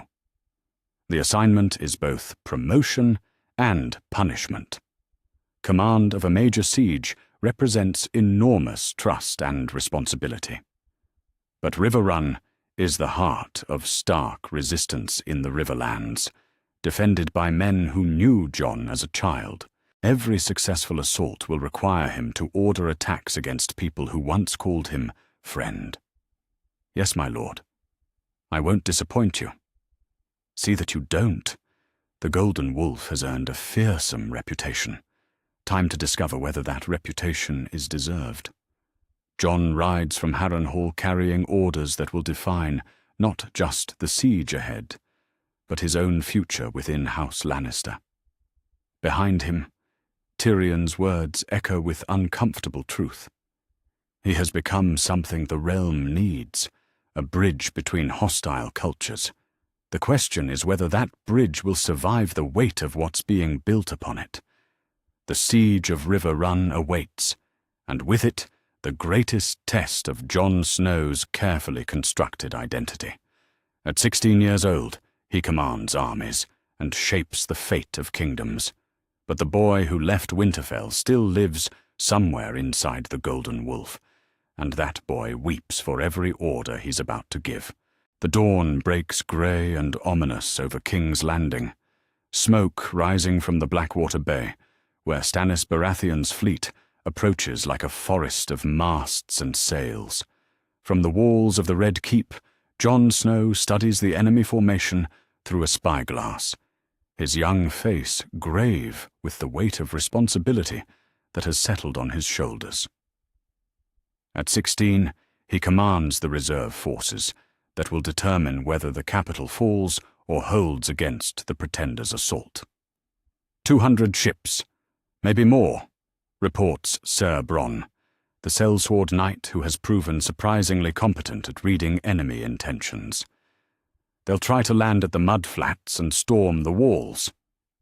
Jon lowers the spyglass and turns to the assembled commanders. Tyrion Lannister stands among them, his mismatched eyes bright with the fever of coming battle. The hand of the king has planned well, but even the best plans require adaptation when steel meets steel. Lord Tyrion's wildfire chain will break their initial assault, Jon says, his voice carrying across the gathering with quiet authority. But Stannis isn't fool enough to put all his hopes in a single landing. He'll have contingencies, backup plans for when the obvious approach fails. What do you recommend?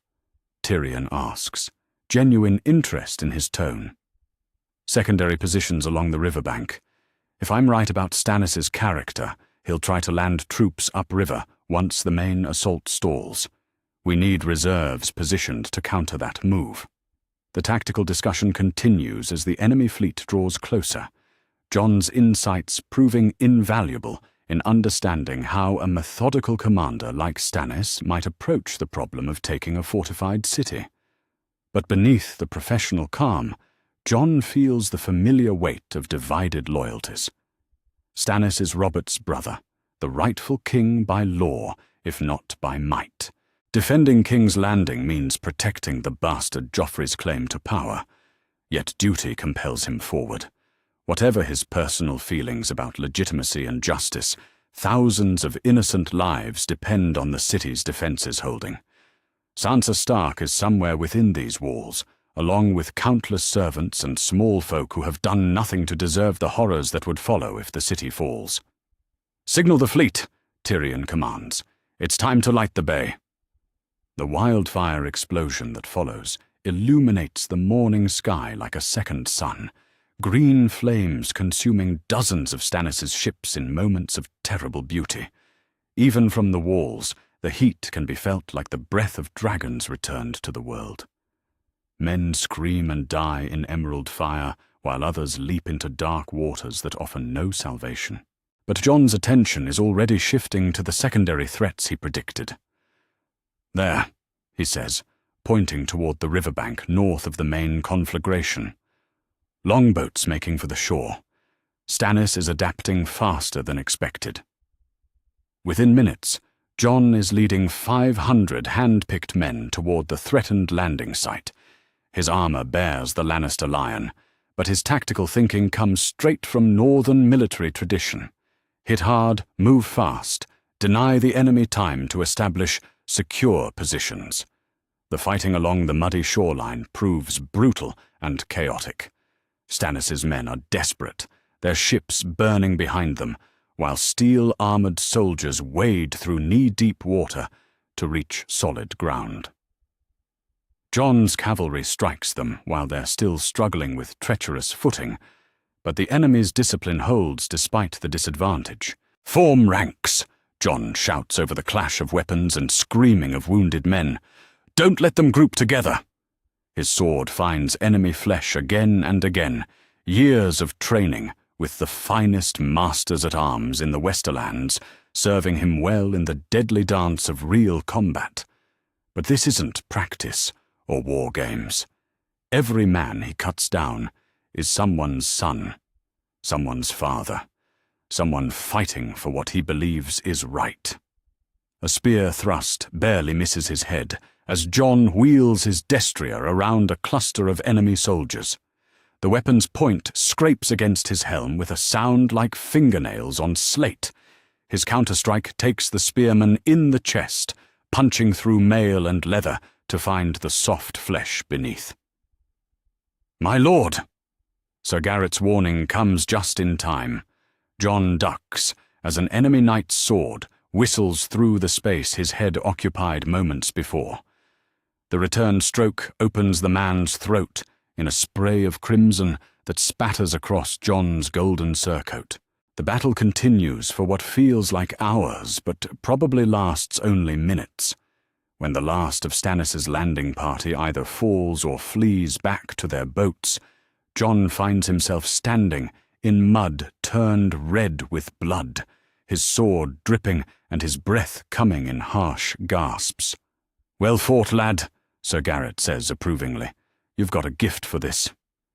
Jon says nothing, studying the faces of the dead scattered around the landing site. Too many young faces, too many men who should have lived to see their grandchildren grow. War is necessary sometimes, but it's never good. "Signal Lord Tyrion," Jon orders. Secondary landing contained. We're moving to reinforce the main walls. The ride back through King's Landing streets reveals a city in chaos. Nobles flee toward the harbour, while small folk barricade themselves in cellars and storerooms. Smoke rises from a dozen fires, where enemy catapult stones have found their mark, and through it all, the sound of battle echoes from the walls, where desperate men fight for their lives and their city. Jon's destination is the Red Keep itself, where the most valuable hostages and highest-ranking nobles shelter from the storm of war. It's here that he expects to find the greatest concentration of enemy efforts, and it's here that his protection is most needed. What he doesn't expect is to find Sansa Stark. She stands in the solar where the noble ladies have gathered, her auburn hair bright as copper in the firelight.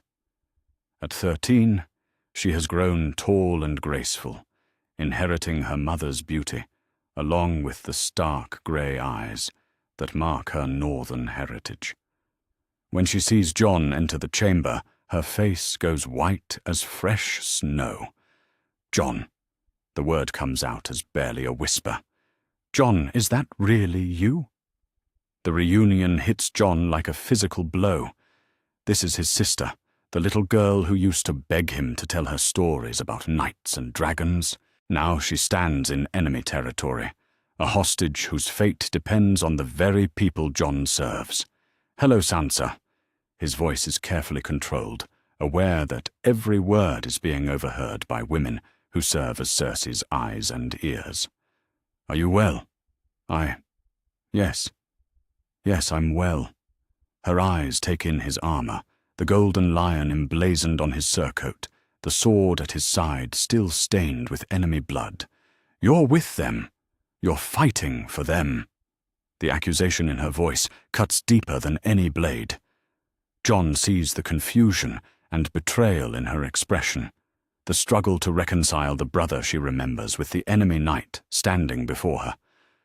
"I'm fighting to protect King's Landing," Jon says carefully, "to protect the people in it."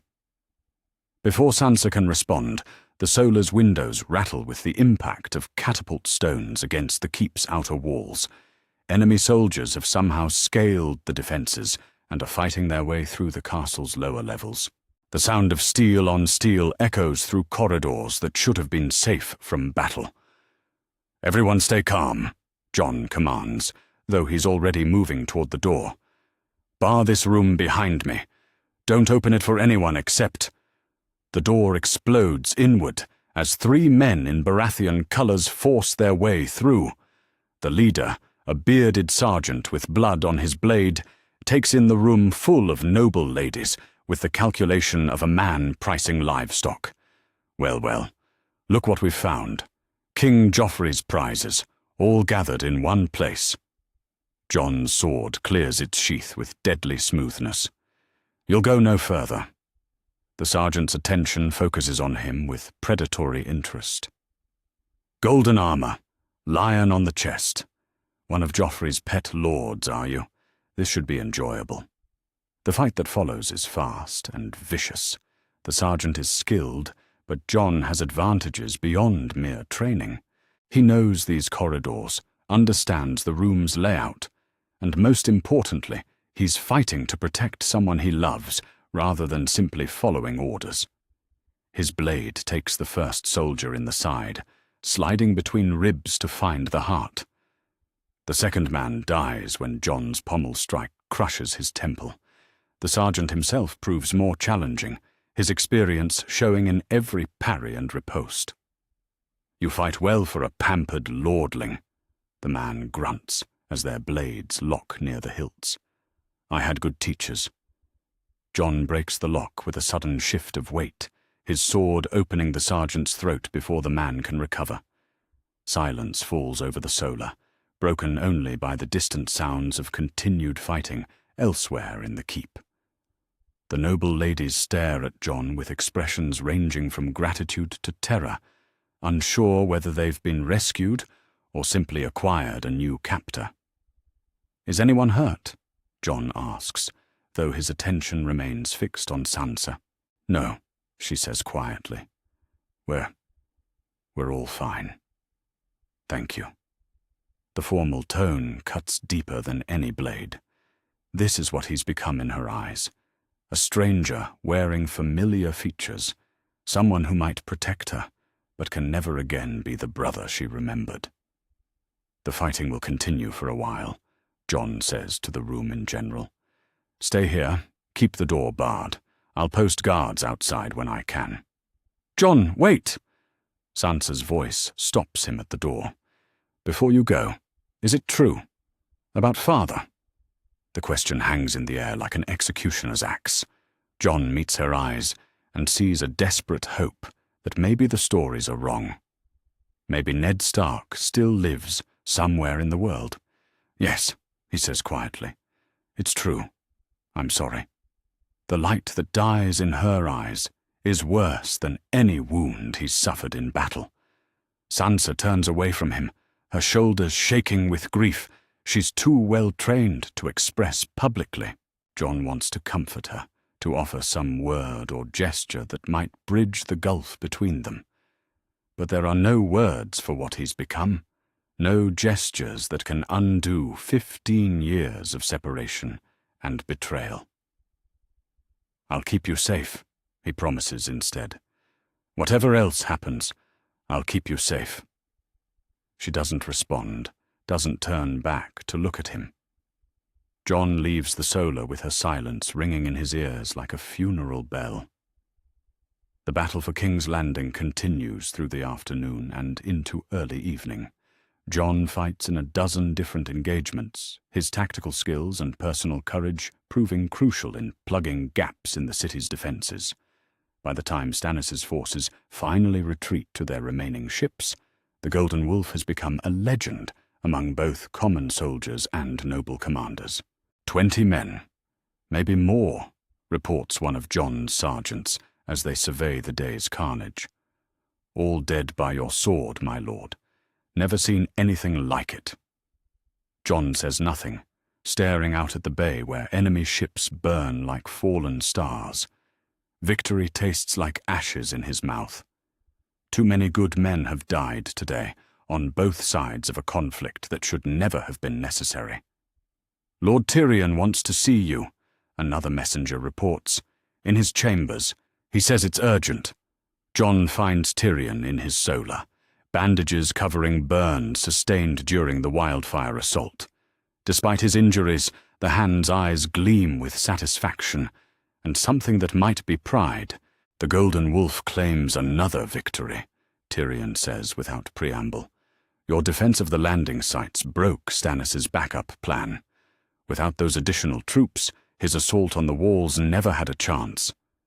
We held the city. That's what matters. Indeed. And King Joffrey is grateful. grateful enough to offer significant rewards for such distinguished service. Jon's stomach tightens. Rewards from Joffrey tend to come with strings attached, obligations that might conflict with his carefully maintained moral boundaries. What sort of rewards? Lands, titles, a formal place at court. The king is prepared to legitimize your birth, make you a true Lannister in name as well as deed. The offer strikes Jon like a physical blow. Legitimacy, the one thing every bastard dreams of but few ever achieve. To be Jon Lannister instead of Jon Snow, to have a true place in the world instead of existing on sufferance and charity, but the price would be his last connection to Ned Stark's memory, the final severing of bonds that have already grown thin and frayed. I'm honored by His Grace's offer, Jon says carefully, but I'd like time to consider such a significant change. Tyrion studies him with those mismatched eyes, seeing more than Jon would prefer. Of course, though I should mention that such offers tend to have limited duration. Gratitude fades, but service given at crucial moments is remembered. That night, Jon stands on the battlements overlooking the Black Water, watching enemy ships disappear into darkness like nightmares fading with dawn. The city has been saved. Stannis' rebellion dealt a crushing blow. By any measure, this should feel like triumph. Instead, Jon feels only the weight of choices made and prices paid. He protected Sansa, but at the cost of any real relationship with her. He saved King's Landing, but in service to a king he despises. He's been offered everything a bastard could want, but accepting would mean abandoning the last vestiges of who he used to be. At 16 years old, Jon Snow has become a hero of the realm and a stranger to himself. The boy who left Winterfell would not recognize the man who stands on these walls, wearing golden armor stained with enemy blood. Tomorrow there will be new battles, new choices, new prices to pay. But tonight, in the darkness above the capital, the golden wolf howls silently, for everything he's lost and everything he can never reclaim. The candles burn low in Tywin Lannister's private solar as he studies documents that have taken years to acquire. Parchments bearing seals from dead maesters, testimonies from men who served at the Tower of Joy, fragments of letters written by Prince Rhaegar Targaryen in the months before his death. Each piece of evidence has cost gold and blood to obtain, but together they form a picture that staggers even Tywin's calculating mind. The boy he has raised for 17 years, the bastard he took in as an act of apparent charity, is no bastard at all. Jon Snow is Aegon Targaryen, true-born son of the last dragon, and Lyanna Stark, rightful heir to the Iron Throne by blood and law. Maester Qyburn enters the solar with characteristic silence, his pale eyes gleaming with the satisfaction of a man who has just solved the puzzle of a lifetime. The final confirmation arrived this morning, my lord. The wet nurse at Starfall, the one who tended Prince Aegon after the Tower of Joy. She's agreed to speak for the right price. And what does she say? That 3 children arrived at Starfall that night. Lord Stark carried a babe, wrapped in blood-stained silk, claiming it as his bastard. But she saw the child's eyes, my lord, purple eyes that turned grey only after months of careful work, with drops made from a flower that grows near the god's eye. Tywin sets down the document he's been reading, his mind racing through implications that stretch far beyond mere paternity. For 17 years, he has been raising the true king of Westeros. Every lesson in swordplay, every political discussion, every moment of trust and affection has been shaping the character of the realm's rightful ruler. How certain are we that the boy doesn't know? Completely certain. Lord Stark's deception was thorough, backed by masters who understood the stakes. Jon Snow believes himself to be Ned Stark's bastard son. The truth has been hidden so well that even he cannot see it. The irony is breathtaking. Ned Stark, the most honorable man in the Seven Kingdoms, spent 17 years maintaining a lie that blackened his reputation and wounded his marriage, all to protect the son of the very dynasty the Starks helped destroy. It's a deception worthy of the finest players in the Game of Thrones. "Summon the boy," Tywin commands, "immediately, and ensure we're not disturbed." Jon arrives within the hour, still wearing his armor from morning training. At 17, he has grown into a formidable young man, tall and lean with the quiet confidence that comes from proven competence in war and politics. His grey eyes carry the weight of recent battles and difficult decisions, but they're clear and steady as they meet Tywin's gaze. "You wanted to see me, my lord?" "Sit." Tywin gestures to the chair across from his desk. "We have much to discuss." Jon settles into the indicated chair, his posture alert but relaxed. He's grown comfortable in these private meetings over the years, viewing them as opportunities to learn from one of the realm's most accomplished statesmen. Today's conversation will shatter that comfort forever. "Tell me about your dreams," Tywin begins unexpectedly. Jon's eyebrows rise slightly. "My dreams, my lord? Do you dream of dragons, of fire and blood, of a great iron chair that calls to you across the years?" The questions are strange enough to make Jon shift uncomfortably in his seat. Sometimes I dream of flying, of seeing the world from great heights. But I think that's normal for young men. Dreams of freedom, of escape. And do you ever wonder why your features are so fine, so aristocratic, despite your supposedly bastard birth? Why you learn languages as easily as breathing? Why every political lesson feels familiar, as if you're remembering rather than learning? Jon's expression grows guarded. "My lord, I'm not sure I understand what you're asking." Tywin rises from his chair and walks to the window overlooking Lannisport's harbour.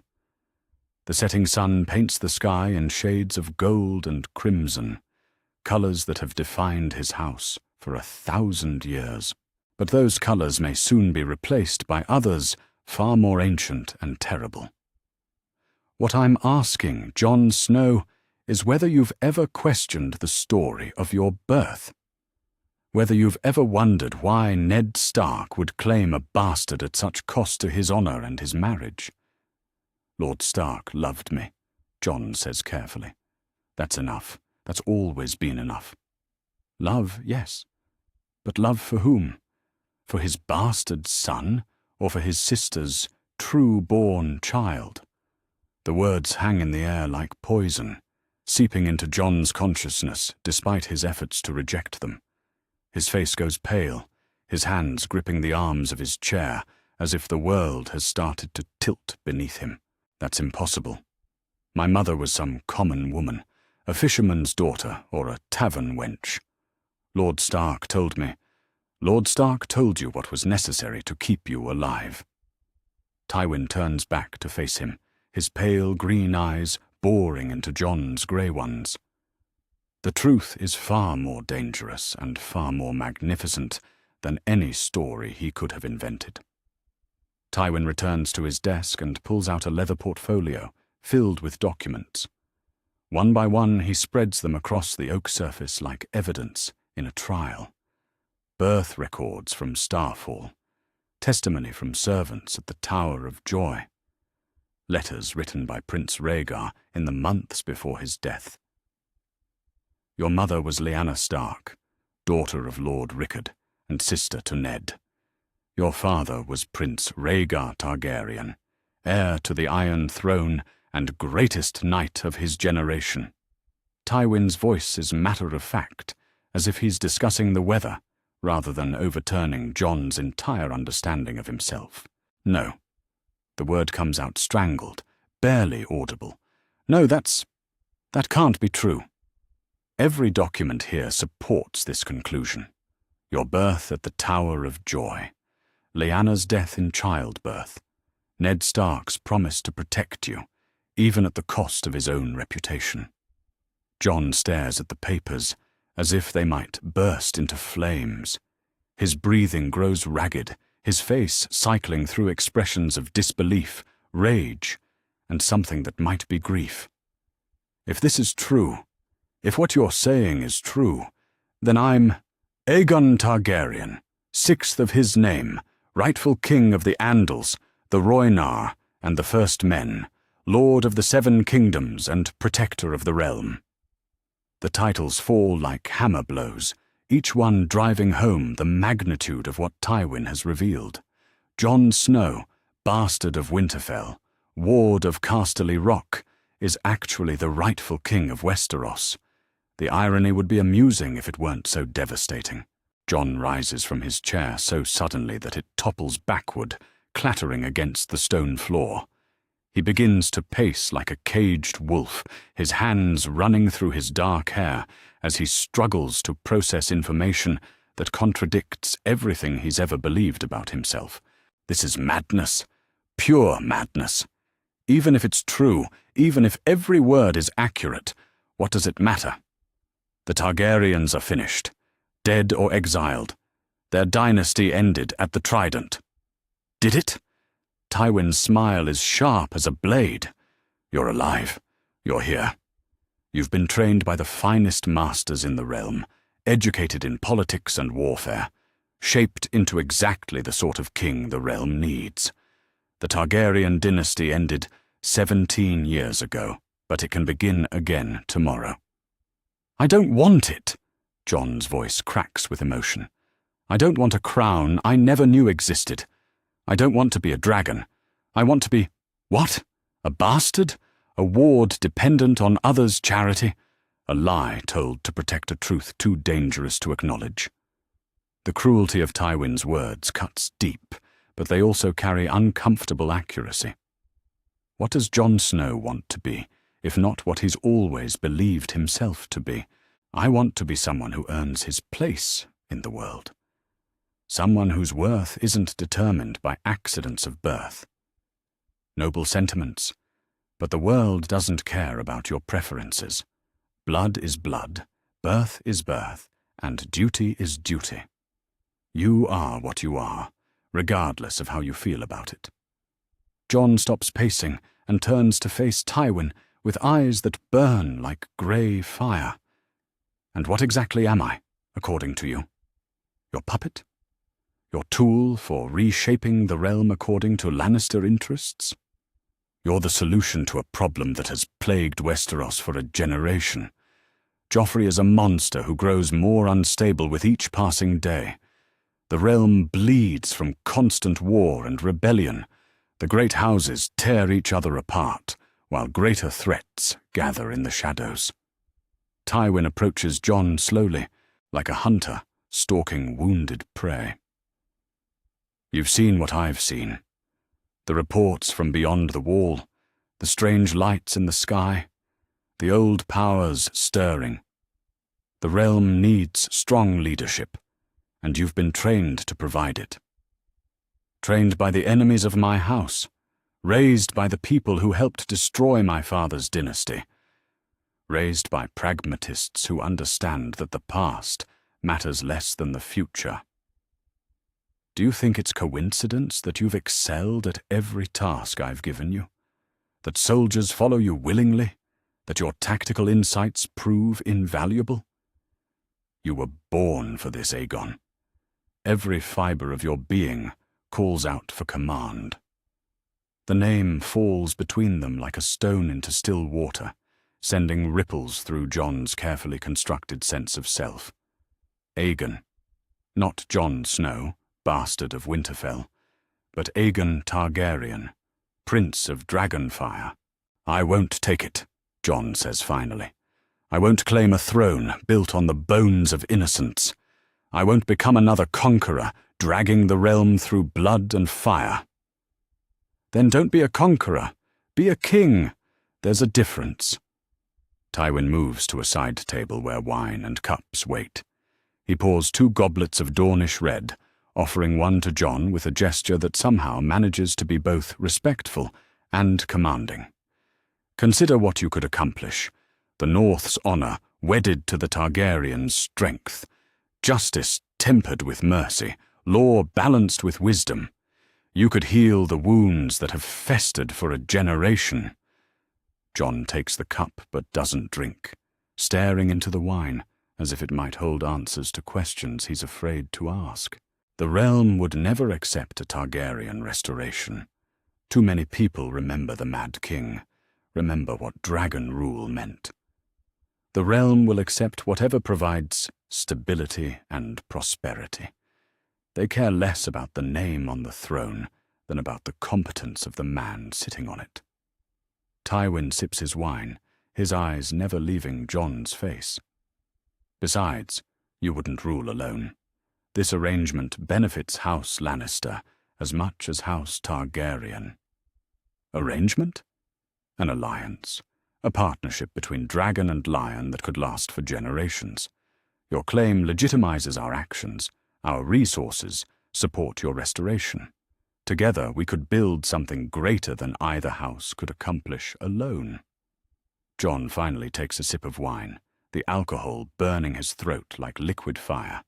And if I refuse? If I choose to remain Jon Snow, ward of Casterly Rock? Then you remain what you've always been, a lie told to hide an uncomfortable truth. But the truth has a way of emerging, regardless of our preferences. Others will discover what I've discovered. Enemies will use your bloodline against you. Allies will demand you embrace it. The implicit threat is clear. Jon's secret is too valuable to remain hidden indefinitely. Someone will use it, either to elevate him or destroy him.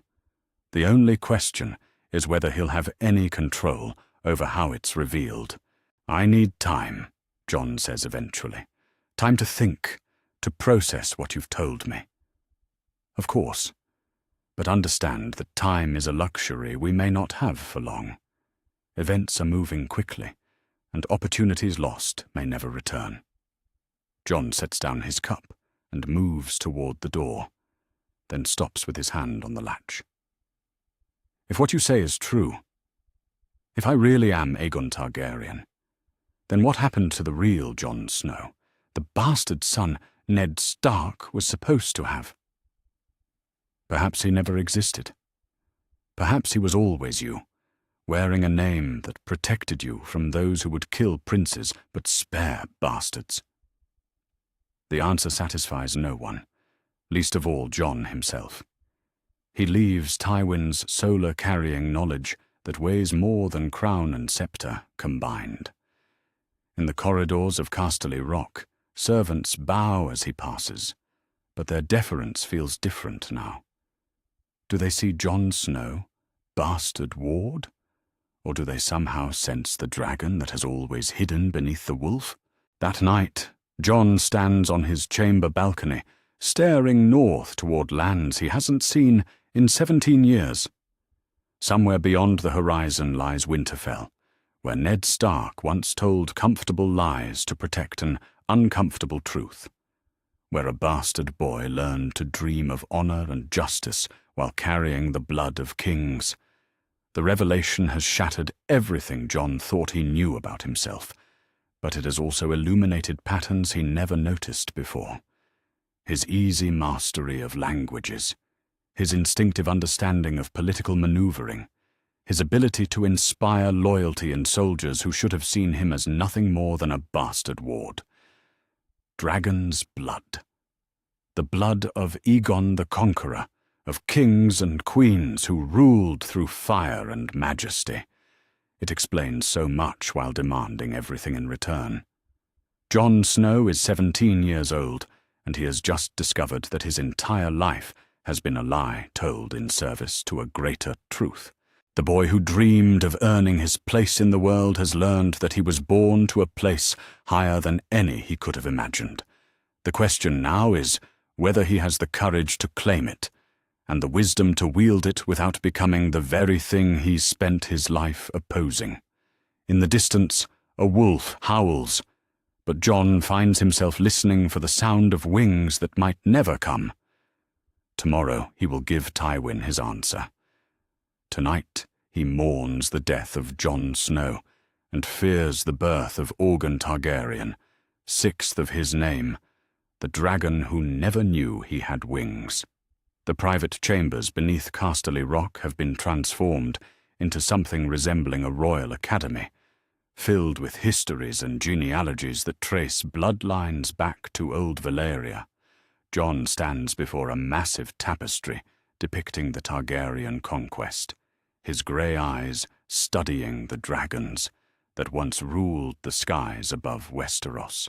3 weeks have passed since Tywin's revelation, and the young man who once believed himself a bastard now bears the weight of a crown he never sought. Aegon the Conqueror united the 7 kingdoms through strength and vision, explains Maester Qyburn, his pale fingers tracing routes across an ancient map. But his descendants maintained that unity through careful diplomacy and strategic marriages. Power projection, yes, but also genuine concern for the realm's welfare. Jon nods, absorbing lessons that feel both foreign and strangely familiar. The more he learns about Targaryen history, the more certain patterns emerge that mirror his own instincts. The emphasis on justice over mere law, the willingness to break tradition when necessity demands it, the understanding that true strength comes from inspiring loyalty rather than commanding fear. "Tell me about the doctrine of exceptionalism," Jon requests, settling into a chair that bears the 3-headed dragon carved into its back. One of the most misunderstood concepts in Targaryen governance. Qyburn's eyes gleam with academic fervor. It wasn't simply about placing dragon lords above common law. It was about recognizing that those with the power to reshape kingdoms must be held to different standards, higher standards, than ordinary men. The distinction resonates with something deep in Jon's chest. He spent 17 years trying to prove himself worthy of acceptance, despite his supposed bastard birth. Now he's learning that he was born to standards that go far beyond mere acceptance. And the marriage customs? The tradition of wedding brother to sister? Practical rather than mystical, despite what singers claim. Dragon blood is precious, rare. Keeping it concentrated within the family preserved abilities that might otherwise be diluted across generations. Qyburn pauses, studying Jon's reaction carefully, though such practices became problematic when carried to extremes. Jon thinks of Aerys II, the Mad King, whose paranoia and cruelty brought down 3 centuries of dragon rule. The lesson is clear. Power without wisdom leads inevitably to destruction, regardless of bloodline or birthright. Their morning tutorial is interrupted by a knock at the chamber door. Tyrion enters without ceremony, his usually immaculate appearance somewhat disheveled from an early morning ride. In his hands, he carries documents that bear the seal of the Iron Bank of Braavos. "Forgive the interruption, but we have developments that require immediate attention." Tyrion sets the papers on the study table, his mismatched eyes serious. Reports from across the narrow sea.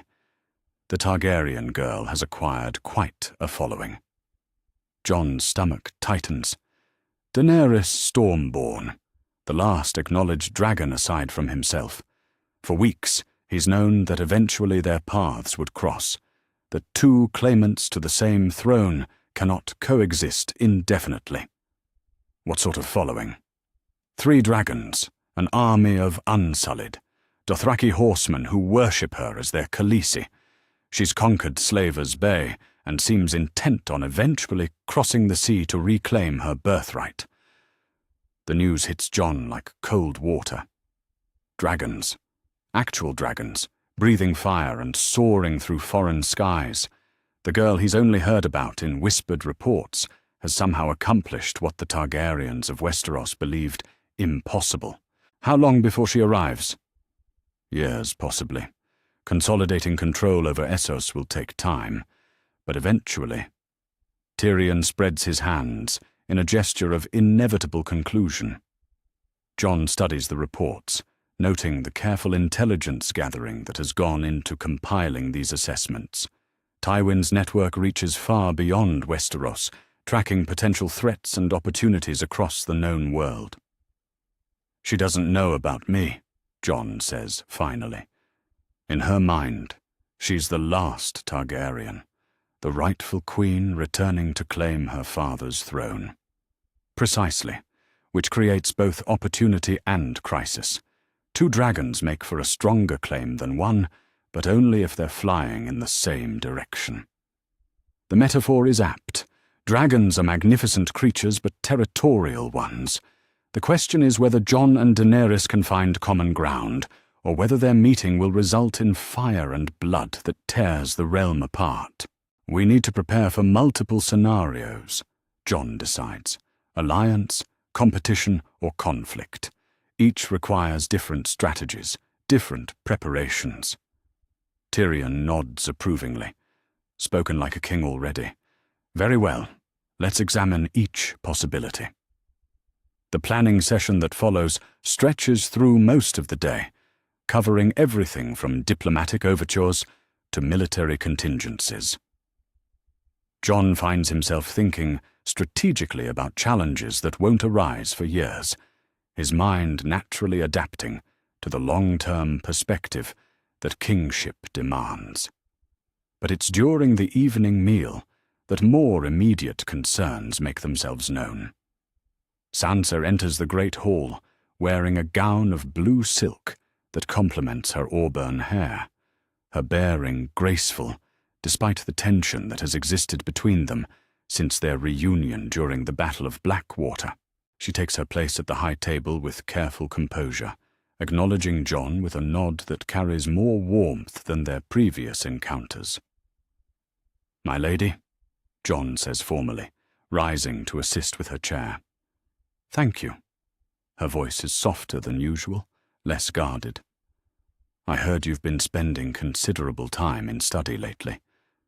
The comment could be innocent small talk or probing inquiry.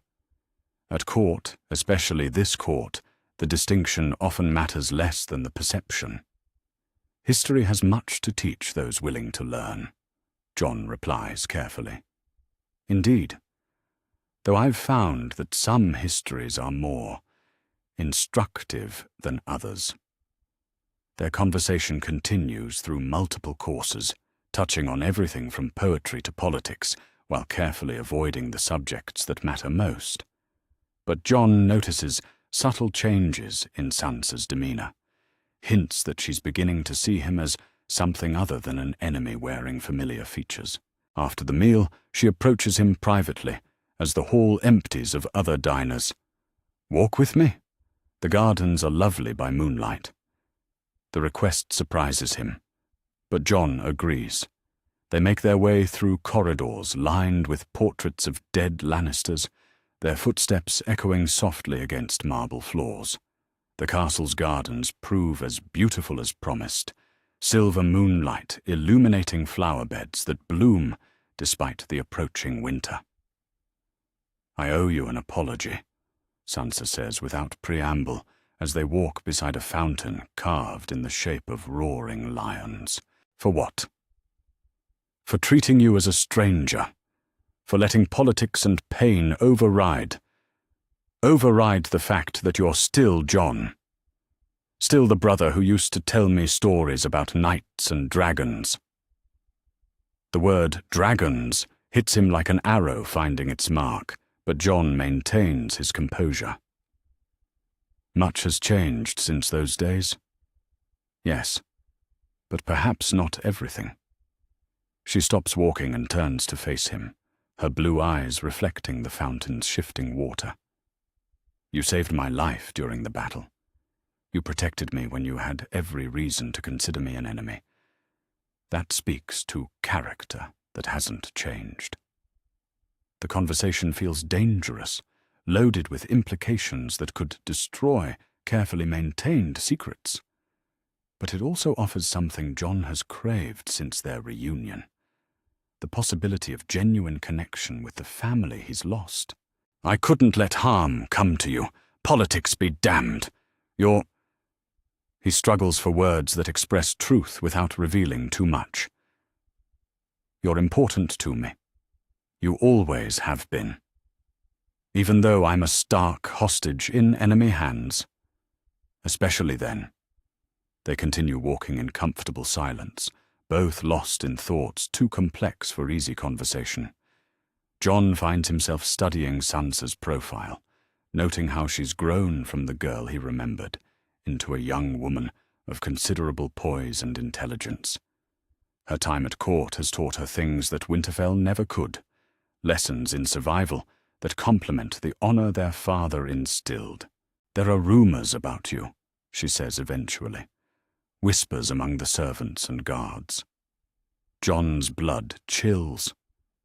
"What sort of rumors?" "That you're more than Lord Tywin's ward. That your counsel carries unusual weight in matters of strategy and policy. That you've become something approaching a son to him."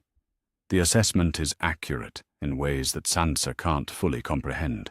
Jon has indeed become something like a son to Tywin, though the relationship is built on political calculation rather than paternal affection. Lord Tywin values competence above birth. I've tried to prove myself worthy of the opportunities he's provided. And you have. Even your enemies acknowledge your abilities. Sansa pauses beside a rose bush, heavy with white blooms. "But I wonder sometimes what father would think of the man you've become." The question cuts deep because Jon wonders the same thing. Would Ned Stark be proud of his nephew's accomplishments, or horrified by the methods used to achieve them? I hope he would understand that survival sometimes requires compromise, that doing good in the world matters more than maintaining perfect honor. That sounds like something Tyrion might say. Tyrion has been a good friend, perhaps the best friend I've ever had. He speaks highly of you as well, says you have the potential to be something special, something the realm needs. The words carry weight that makes Jon's chest tighten. If Tyrion is discussing his potential with Sansa, it might mean that the time for secrets is drawing to a close.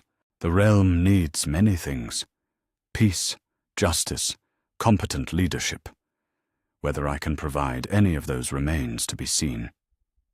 I think you can. Sansa's voice carries quiet conviction. I think you already have, in smaller ways, the manner in which you treat prisoners, the respect you show to common soldiers, the way you've tried to moderate Lord Tywin's harsher impulses. The observation is perceptive enough to make Jon realize that Sansa has been watching him more carefully than he understood. Court has taught her to read people, to see past surface appearances to underlying motivations. Change comes slowly, Jon says carefully. But yes, I hope to make things better where I can. They return to the castle as midnight bells toll from Lannisport's sept towers. At the entrance to the family quarters, Sansa pauses to study Jon's face in the torchlight. Whatever you're planning, she says quietly, whatever greater purpose is guiding your actions, I want you to know that you have my support. Not because of politics or necessity, but because I trust you to do what's right. The declaration hits Jon like a physical force. Sansa's trust, freely given despite everything that stands between them, represents something precious beyond measure. That means more than you know, he says honestly. I hope someday you'll be able to explain why. After she's gone, Jon makes his way to his own chambers with Sansa's words echoing in his mind. Her growing trust and support could prove invaluable in the challenges ahead. but it also adds weight to decisions that already feel overwhelming. In his private solar, he finds Tywin waiting with wine and a collection of letters bearing various seals. The Lord of Casterly Rock looks older than usual, the burden of planning for an uncertain future, visible in the lines around his pale green eyes. "How did your conversation with Lady Sansa proceed?" "Better than expected. She's adapting to the situation with remarkable grace. She's Catelyn Tully's daughter, trained from birth in the arts of diplomacy and political survival. Her support could prove valuable when the time comes to reveal your true identity." Jon settles into a chair across from Tywin, accepting a cup of wine with steady hands. "And when might that time arrive?" "Sooner than I'd prefer. Events in Essos are accelerating. The Targaryen girl's conquests have attracted attention from powers that could either support or oppose her eventual crossing. We need to establish your claim before she makes hers. Establishing my claim means revealing secrets that have been hidden for 17 years. That level of deception won't be easily forgiven. The realm forgives much when prosperity follows revelation. They forgave Robert's rebellion when it ended Aerys's madness. They'll forgive necessary lies when those lies produce competent leadership." The conversation continues deep into the night, covering everything from succession law to the logistics of coronation ceremonies. Jon finds himself thinking like a king despite his reservations, his mind naturally adapting to challenges that require both vision and pragmatism. When they finally part, Jon stands on his balcony, looking out at stars that shine with cold light above the western sea. Somewhere beyond that horizon, dragons soar through foreign skies under the command of a girl who believes herself the last of her line. Somewhere to the north, his brother Robb leads armies in a war that grows more bitter with each passing day.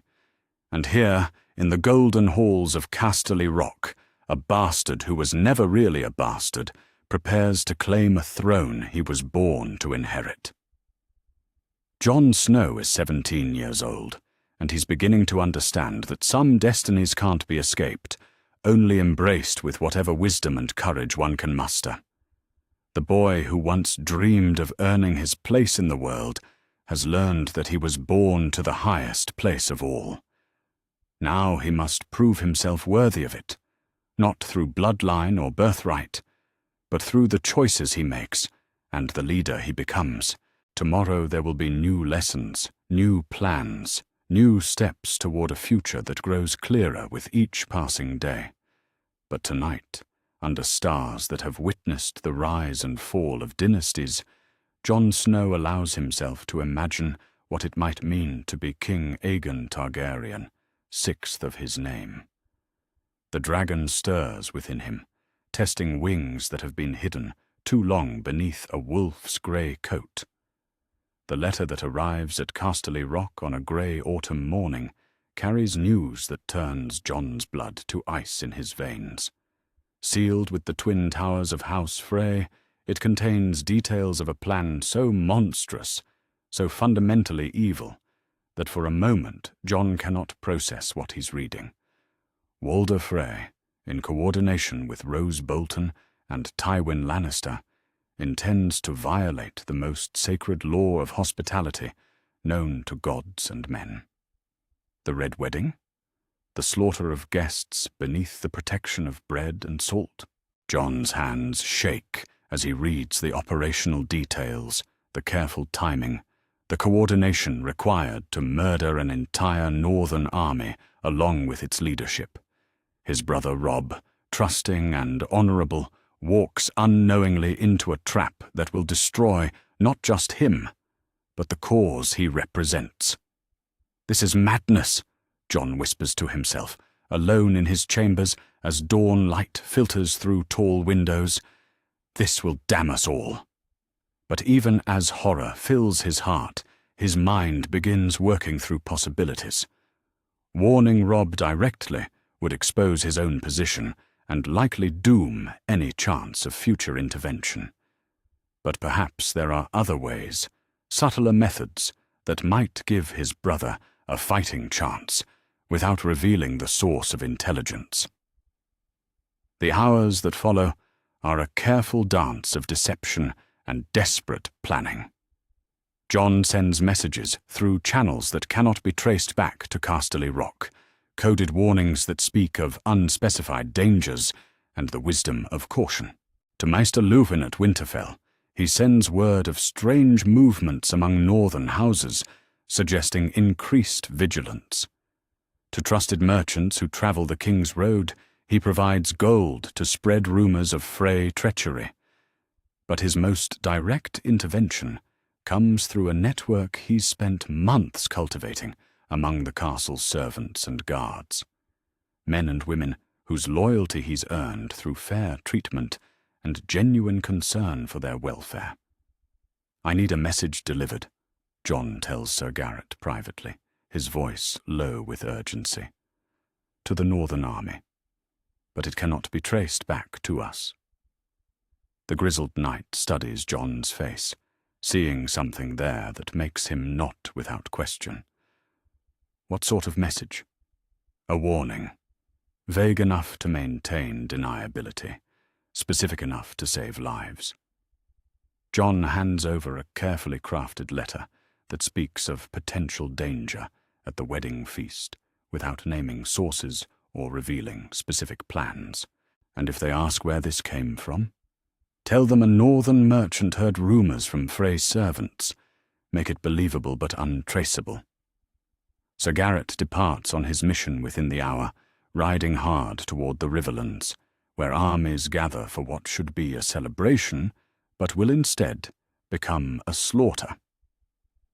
Jon spends the following days in a state of controlled anxiety, knowing that he's done everything in his power, while also knowing it might not be enough. The night of the wedding arrives with unseasonable warmth, as if the gods themselves are troubled by what's about to unfold. Jon stands in Tywin Solar, studying maps that show the disposition of northern forces around the Twins. Every pin representing soldiers feels like a weight on his soul. "The plan proceeds as discussed," Tywin says, without looking up from his correspondence. "By dawn, the Northern Rebellion will be effectively ended. Through treachery and the violation of guest right." Jon's voice carries an edge that makes Tywin's pale green eyes lift to meet his. "Through pragmatic resolution of a conflict that has cost the realm too much blood and treasure.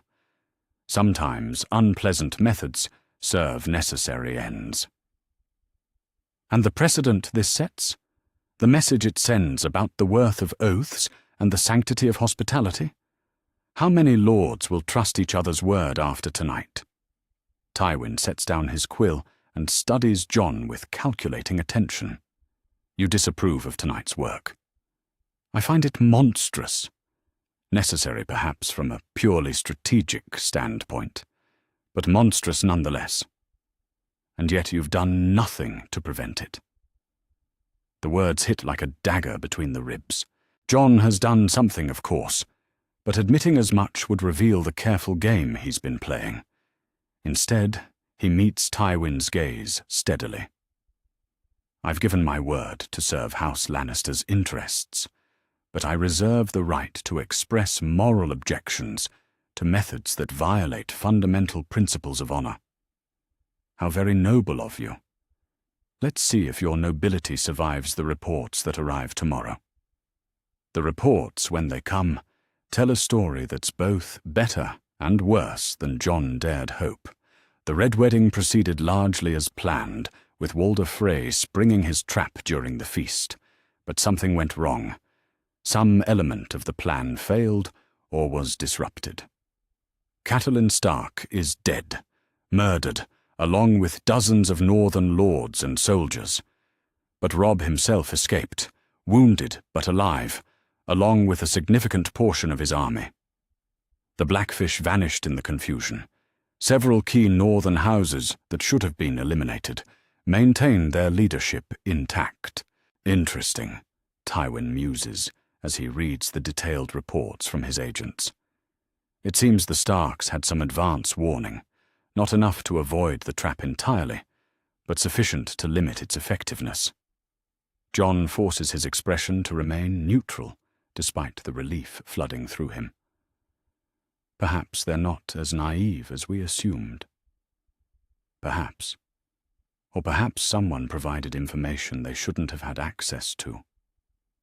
The accusation hangs in the air like poison, but Jon doesn't flinch. Who would have such access? And what would they gain by partial warning that saved some targets while allowing others to die?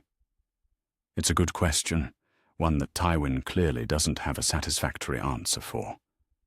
The logic of the situation suggests either a massive intelligence failure on Frey's part, or intervention by someone with access to the plans, but limited ability to act. Regardless of the cause, Tywin continues, the Northern Rebellion continues, albeit in weakened form. This complicates our long-term objectives. How so? A completely destroyed rebellion leaves a power vacuum that we can fill with our own appointees. A wounded but surviving rebellion creates ongoing instability that benefits no one. Jon nods thoughtfully, though inwardly he feels only satisfaction that his brother lives to fight another day. What do you propose? We adapt. Use the partial success to fragment the remaining northern forces, turn lords against each other, exploit the grief and anger that tonight's work has certainly generated. The conversation continues for hours, covering strategies that Jon participates in while secretly planning to subvert. Every piece of intelligence he provides contains elements that will help rather than harm the surviving northern forces, though carefully disguised to appear genuinely useful to Lannister interests.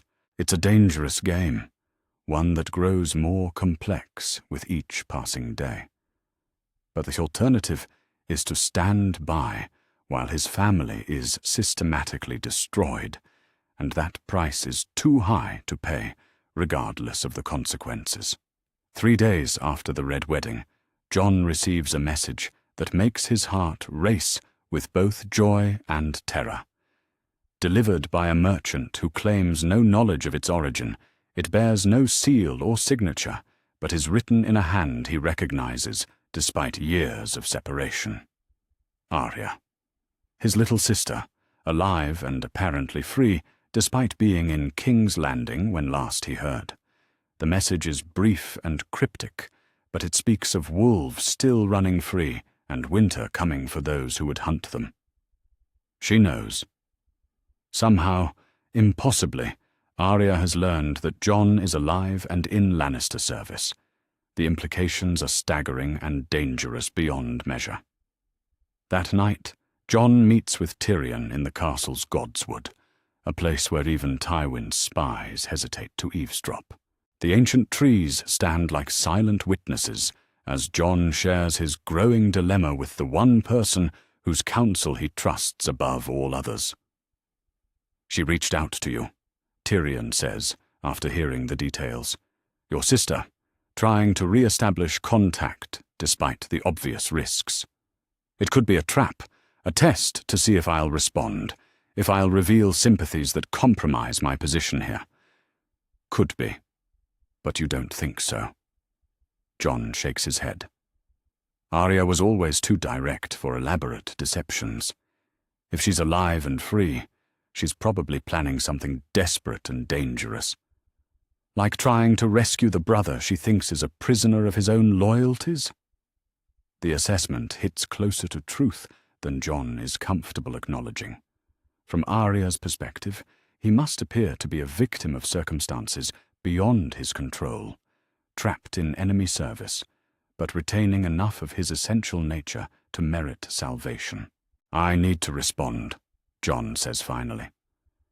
But carefully, in a way that reassures her without compromising either of our positions. And how do you propose to manage that delicate balance? By telling her enough of the truth to ensure her safety, while hiding the parts that would put her in greater danger. The letter Jon composes over the following days is a masterwork of careful revelation and strategic omission. He confirms his identity and his safety, while hinting at larger forces at work that require patience and discretion. Most importantly, he warns her against any attempt at rescue or revenge that might result in her capture or death. The response to his message arrives a week later, and it brings news that changes everything. Arya is not alone in her freedom. Bran lives, hidden somewhere in the north with companions Jon doesn't recognize. Rickon has vanished entirely, presumably to safety beyond even Lannister reach. But more shocking still is news of Sansa's situation in King's Landing.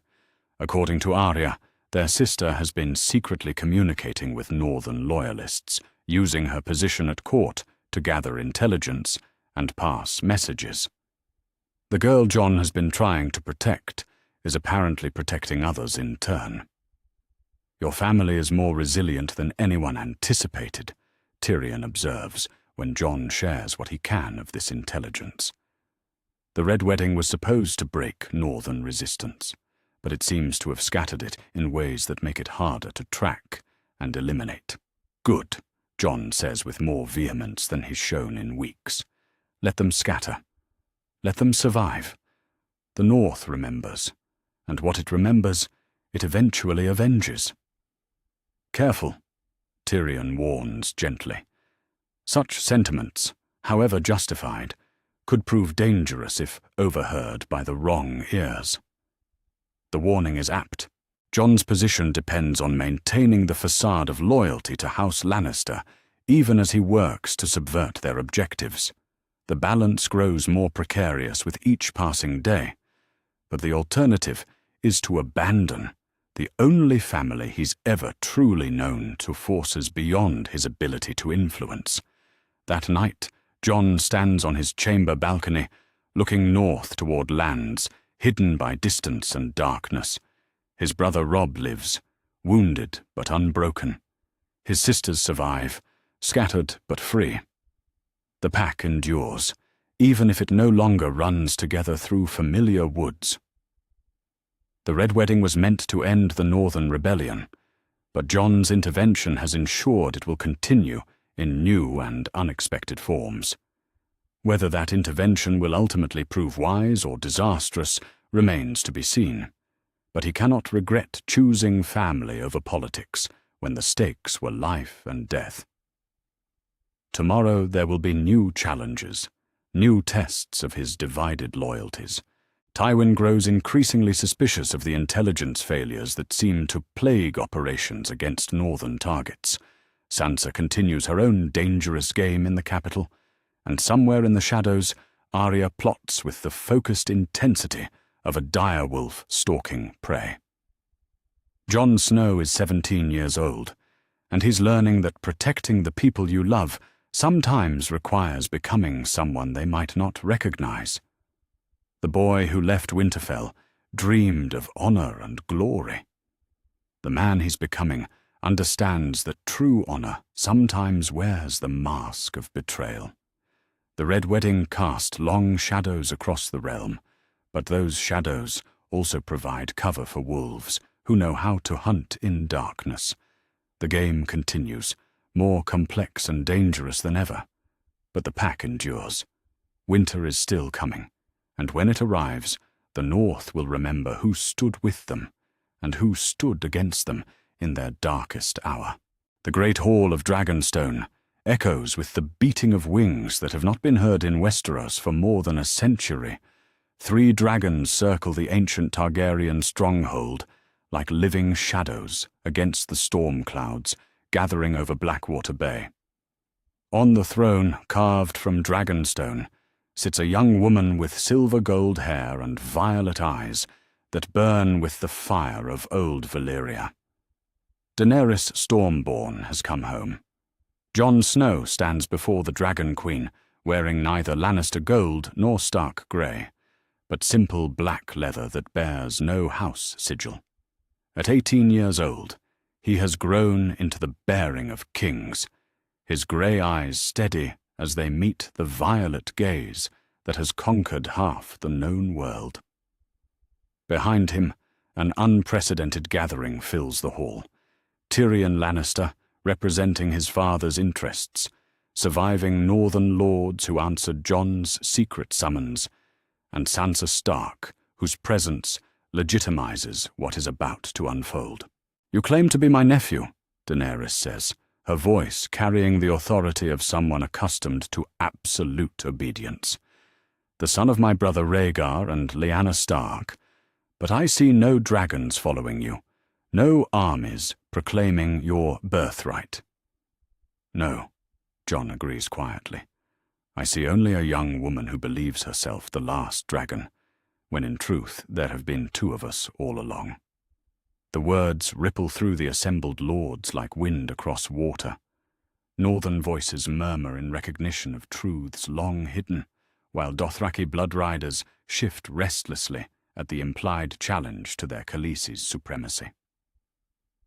"Prove it," Daenerys commands. Jon approaches the brazier that burns at the hall's center, its flames casting dancing shadows on ancient stone walls. Without hesitation, he reaches into the fire and withdraws a burning brand, holding it steady while flesh that should blister remains unmarked. "Fire cannot kill a dragon," he says simply, offering the brand to Daenerys, who takes it with hands that mirror his own immunity. The demonstration sends a shock through the hall that goes beyond mere political maneuvering. Here stands proof of what many suspected, but none dared voice. The bastard of Winterfell carries the blood of the Dragon Kings. "Why reveal yourself now?" Daenerys asks, setting aside the brand with careful precision. "Why emerge from whatever shadows have hidden you for 18 years? Because the realm faces a threat that requires both of us to meet it. Because dragons were born to protect, not merely to rule."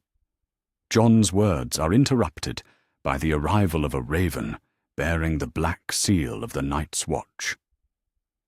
Maester Aemon's successor at Castle Black writes with the urgency of a man who has seen impossible things become deadly reality. "The wall has fallen," Jon announces to the stunned assembly after reading the message. "The Night King leads an army of the dead south toward the lands of the living. Every moment we spend in political maneuvering is time our enemies use to grow stronger." The news transforms the entire dynamic of the gathering. Daenerys' dragons screech restlessly outside, as if sensing the ancient evil that approaches from the north. Northern lords grip sword hilts with white knuckles, remembering old Nan's tales that suddenly seem prophetic rather than fantastical. The dead? Daenerys' skepticism is understandable, but quickly dissolving as she reads the detailed reports Jon provides. Walking corpses led by creatures of ice and shadow? "The long night has come again," confirms Lord Howland Reed, the small crannogman whose presence validates the most extraordinary claims. "I was at the Tower of Joy. I know the truth of Prince Aegon's birth, and I know why his survival matters now more than ever." The revelation that follows reshapes everyone's understanding of the crisis at hand. Jon is not merely another claimant to a contested throne, but the prince who was promised, born of ice and fire, to stand against the darkness that threatens to consume the world of the living. "The prophecies spoke of a hero who would unite the realm against the dead," Tyrion interjects, his scholarly mind connecting patterns that others miss. Someone who could bridge the gap between competing factions, who could command both dragons and direwolves in service of life itself. Daenerys studies Jon with new intensity, seeing him not as a rival, but as the missing piece of a puzzle she never fully understood. You've been preparing for this. Planning for war against an enemy most people think is myth. I've been learning, Jon corrects, from Lannisters who taught me strategy, from Starks who taught me honor, from Maesters who preserved the knowledge of ancient threats. Every lesson was preparation for this moment. The negotiation that follows proves more complex than any marriage alliance or trade agreement. 3 dragons require careful coordination, as do the armies that serve them. Tywin Lannister, attending by raven-carried message if not in person, proves surprisingly adaptable when faced with threats that transcend normal political calculation. The North will follow you, Sansa tells Jon during a private moment as dragons circle overhead. Not because of your bloodline, but because you've proven yourself worthy of trust. The Riverlands remember your intervention at the Red Wedding. Even former enemies respect your competence. And the South? We'll follow Daenerys because she has dragons, and you because you can make those dragons serve the realm rather than conquering it. The alliance that emerges is unprecedented in Westerosi history. Jon and Daenerys will rule jointly, their combined strengths offsetting individual weaknesses. Tywin's administrative genius will serve the realm's reconstruction after the war, while surviving Stark loyalists will handle the integration of northern and southern military traditions. But first, the dead must be stopped. The battle for King's Landing begins at dawn with the shriek of dragons and the thunder of countless feet approaching from the north. The Night King's host moves like a tide of darkness across the landscape, turning every fallen defender into another enemy soldier. Only dragonfire can truly destroy the walking dead, but even dragons have limits when facing an army that numbers in the hundreds of thousands. Jon leads the combined cavalry from atop a horse that bears both wolf and dragon in its barding, his blade singing as it cuts through enemies that feel no pain and know no fear. Behind him ride knights who served different kings yesterday, but fight together today, because the alternative is extinction. The battle's turning point comes when the Night King himself enters the field, riding a dragon of ice and death that battles Daenerys' mount in skies turned black with supernatural winter. It's then that Jon sees his true purpose, the destiny that has been shaped by 18 years of preparation. The fight between Jon and the White Walker general unfolds in a courtyard, surrounded by ancient walls, steel against ice, while dragons battle overhead. Every lesson learned in Casterly Rock's training yards proves valuable, but it's the fusion of Lannister tactics with Stark determination that ultimately prevails. You are the bridge, the Night King speaks in a voice like breaking glaciers. Born to stand between life and death, between fire and ice, but bridges can be broken. Some bridges are stronger than they appear, Jon replies, and drives Longclaw through armor of ancient ice. The Night King's destruction sends shockwaves through the army of the dead, causing them to crumble like puppets with severed strings. Across the battlefield, silence falls as soldiers realize that the impossible has been accomplished. The dead are truly dead at last. In the aftermath, as dawn breaks over a city that nearly fell to eternal darkness, Jon and Daenerys stand together on the battlements of the Red Keep. 3 dragons perch on towers around them like living banners of their united strength. You fought well, Daenerys says, respect clear in her voice.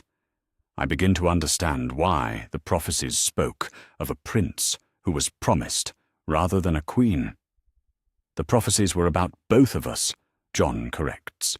Dragon queens and dragon kings ruling together as Aegon the Conqueror could never have imagined. And what sort of rulers shall we be? Jon looks out over a city that survived the greatest threat in human history because former enemies chose cooperation over conquest. The sort who understand that true strength comes from unity, not dominance, who know that power exists to serve those who cannot protect themselves. The political settlement that follows proves as complex as the battle that preceded it. Jon takes the name Aegon Targaryen, but rules with a council that includes both northern and southern voices. Daenerys commands the dragons, but uses them to heal rather than harm, to build rather than burn. Tywin accepts the position of hand with the pragmatism that has always defined his approach to power. Better to serve competent dragons than incompetent lions, he observes when asked about the transition. The new order that emerges recognizes the realities that shaped the crisis. The North retains considerable autonomy under Stark leadership, while remaining part of a unified realm. The Iron Islands are granted freedoms they never enjoyed under previous monarchs. Even Dorne finds reasons to rejoin the royal fold. "You did something extraordinary," Tyrion tells Jon as they walk through King's Landing's streets, where small folk rebuild their lives under dragon protection. "You turned a succession crisis into a salvation, made enemies into allies through competence rather than conquest." "I had good teachers," Jon replies, thinking of all the lessons learned in golden halls and grey towers, from lions who taught him strategy and wolves who taught him honor. And what will you teach your own children? What lessons will they carry forward? Jon considers the question while watching dragons soar over a city that no longer fears them. That power without wisdom is tyranny, that wisdom without power is impotence, and that the greatest strength comes from knowing when to fight and when to make peace.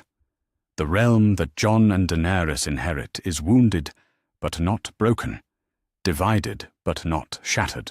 It will take years to fully heal the damage wrought by civil war and supernatural threat, but for the first time in generations, there is genuine hope for lasting peace.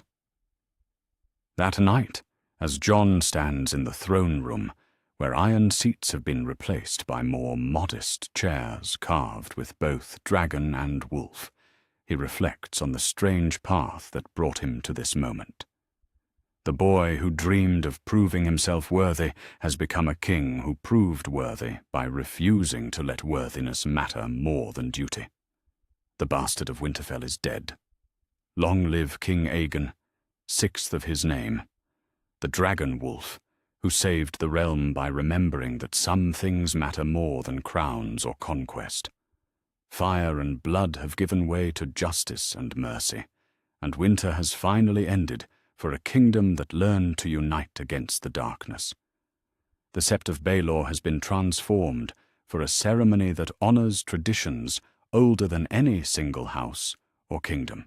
7 altars burn with fires that represent not just the faith of the Seven, but the old gods of the North and the ancient flame of Valyria.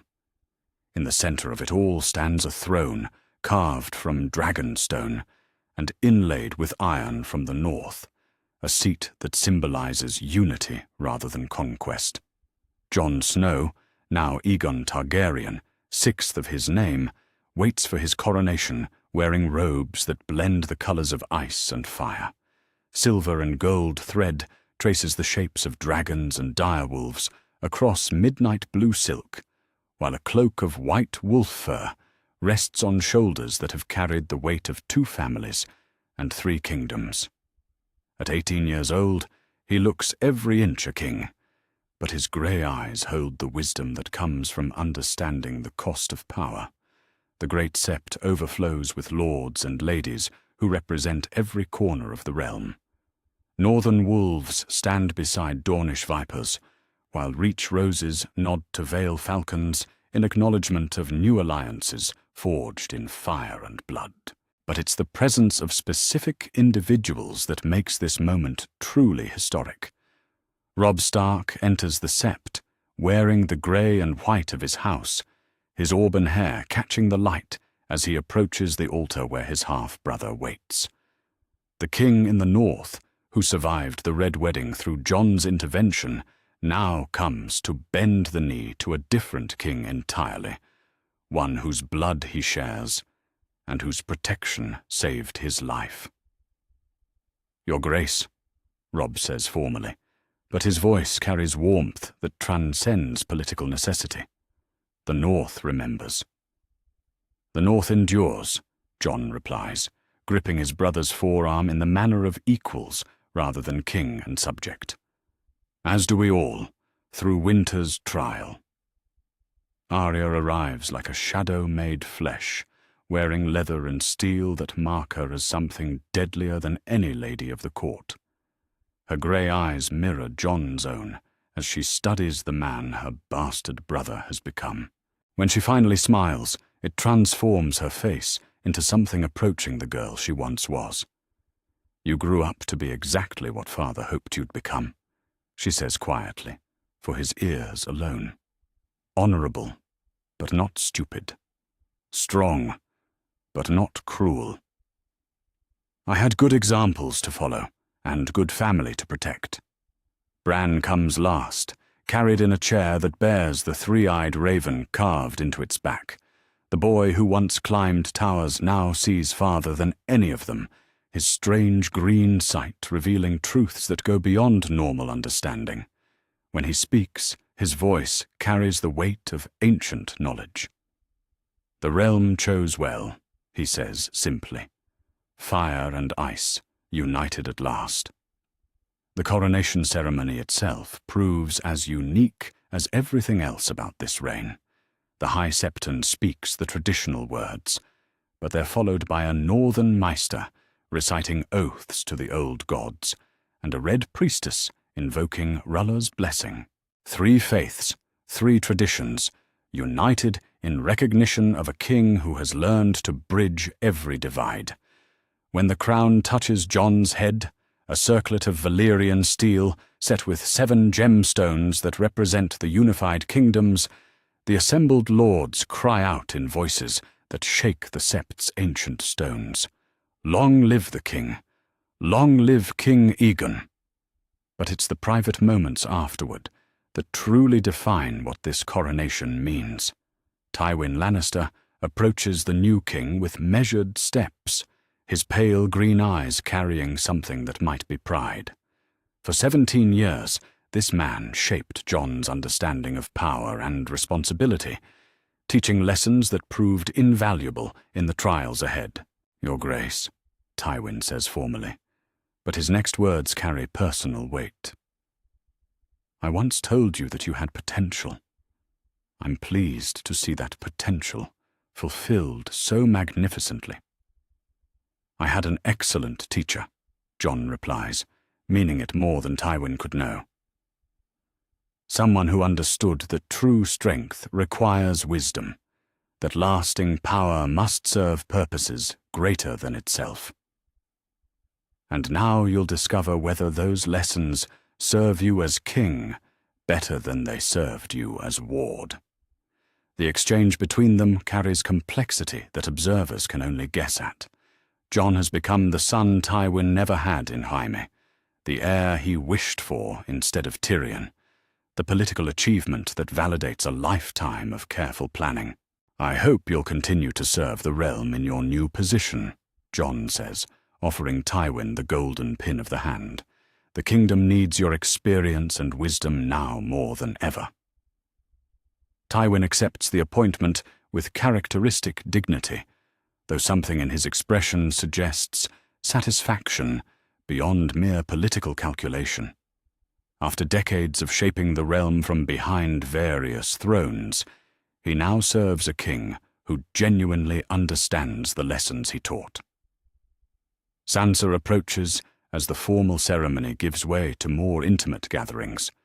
She wears a gown that combines stark grey with Targaryen silver, her auburn hair crowned with a circlet that marks her as a queen in her own right. The scared girl who once dreamed of knights and songs has become a woman capable of ruling the North with wisdom and strength. "Brother," she says, the word carrying weight that has nothing to do with shared blood and everything to do with shared trials. Sister, though I suppose protocol demands more formal address now. Protocol can wait. We've earned the right to speak as family. Sansa's blue eyes hold warmth that would have seemed impossible during the darkest days of their separation. I have news from Winterfell. The rebuilding progresses well, and the lords have agreed to the new arrangements without significant resistance. And your role in those arrangements? Exactly what we discussed. The North retains its independence in internal matters while remaining part of the unified realm.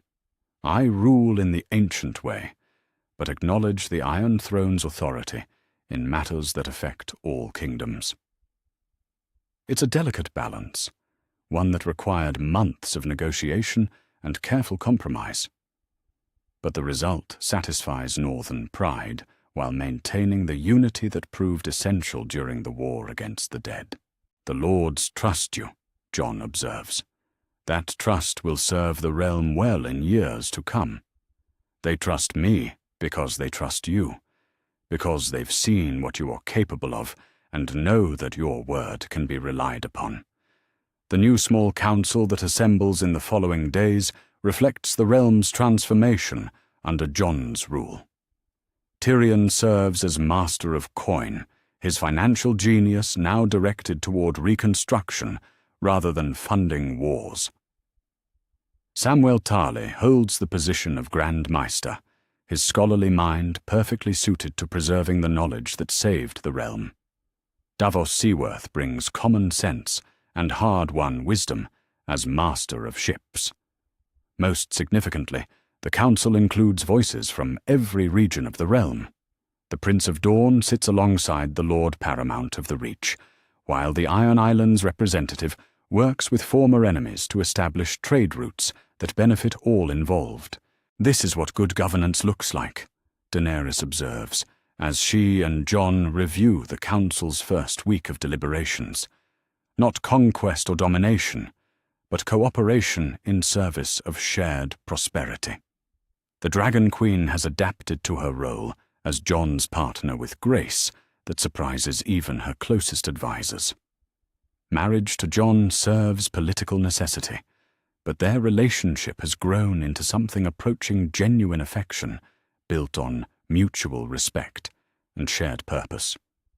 You've taught me something important, she continues, standing beside Jon on the Red Keep's highest tower as dragons circle overhead. That strength without wisdom leads to tyranny, but wisdom without strength leads to irrelevance. And you've taught me that sometimes the realm needs fire to burn away corruption before new growth can begin.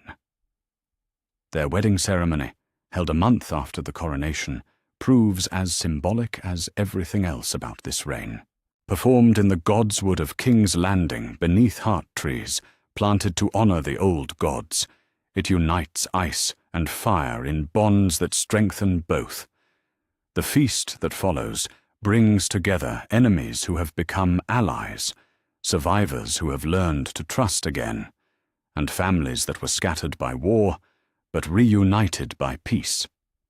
Robb raises a toast to the brother who saved his life through careful intervention. Arya speaks of wolves and dragons learning to hunt together rather than apart. But it's Tyrion's toast that captures the true meaning of what they've accomplished. To Jon Snow, who was never truly Jon Snow at all, he says, raising his cup high, who learned that identity comes not from birth but from choices, who discovered that the best way to earn a throne is to deserve it, and who proved that sometimes the most unlikely bastard makes the truest king. The years that follow validate the hope placed in this unlikely alliance. The realm heals from the wounds of war and supernatural threat. Trade flourishes between regions that once viewed each other as enemies, and the small folk enjoy prosperity that previous generations could only dream of. Jon and Daenerys' children grow up speaking multiple languages, trained in both Northern honor and Targaryen wisdom, learning to command dragons while respecting the pack bonds that hold the realm together. They are raised to understand that power exists to serve those who cannot protect themselves, that strength must be tempered with mercy, and that the greatest victory is the one that doesn't require a battle. On quiet evenings, when the business of ruling allows for private reflection, Jon often walks the godswood where heart trees grow in soil that once knew only southern flowers. He thinks of the boy who left Winterfell believing himself a bastard with no future beyond what charity might provide. That boy dreamed of proving himself worthy through deeds and valor. He never imagined he would prove himself by becoming someone who didn't need to prove anything at all. The transformation from Jon Snow to King Aegon required him to synthesize everything he learned from the families that shaped him. Stark honor provided his moral foundation, but Lannister pragmatism taught him how to make honor effective in an imperfect world. Targaryen blood gave him the power to reshape kingdoms, but Northern wisdom taught him when to use that power and when to hold it in reserve. "You realize what you've accomplished, don't you?" Tyrion asks during one of their regular evening conversations in the Royal Solar. "You've created something unprecedented, a realm united not through conquest, but through competence, not through fear, but through hope." "We've created it," Jon corrects. "All of us, working together despite our differences." Perhaps. But it required someone capable of seeing past those differences to the possibilities that lay beyond them. Jon stands at the window overlooking King's Landing, watching dragons soar through skies that no longer threaten but promise. In the distance, ships arrive from Winterfell carrying northern goods to southern markets, while ravens carry messages between houses that once warred, but now trade and intermarry and build the future together. The bastard of Winterfell is truly dead, remembered now only in songs that speak of unlikely heroes and impossible dreams made real. In his place stands King Aegon Targaryen, sixth of his name, the dragon wolf who learned that the strongest bridges are those that bear the weight of traffic flowing in both directions. Fire and blood gave way to justice and mercy. Winter surrendered to spring, and the boy who once thought himself nobody became the man who helped everybody remember what they could be when they chose unity over division. The golden crown sits lightly on his head, as all crowns should, when worn by those who understand that true kingship means service rather than dominion. And in the realm that stretches from the wall to dawn, from the sunset sea to the narrow sea, people sleep safely knowing that they are ruled by someone who learned wisdom in the halls of enemies and found strength in the love of family. The wheel has not been broken, but it has been rebuilt to carry all who need its support, rather than crushing those who cannot escape its turning. And that, perhaps, is the greatest victory of all.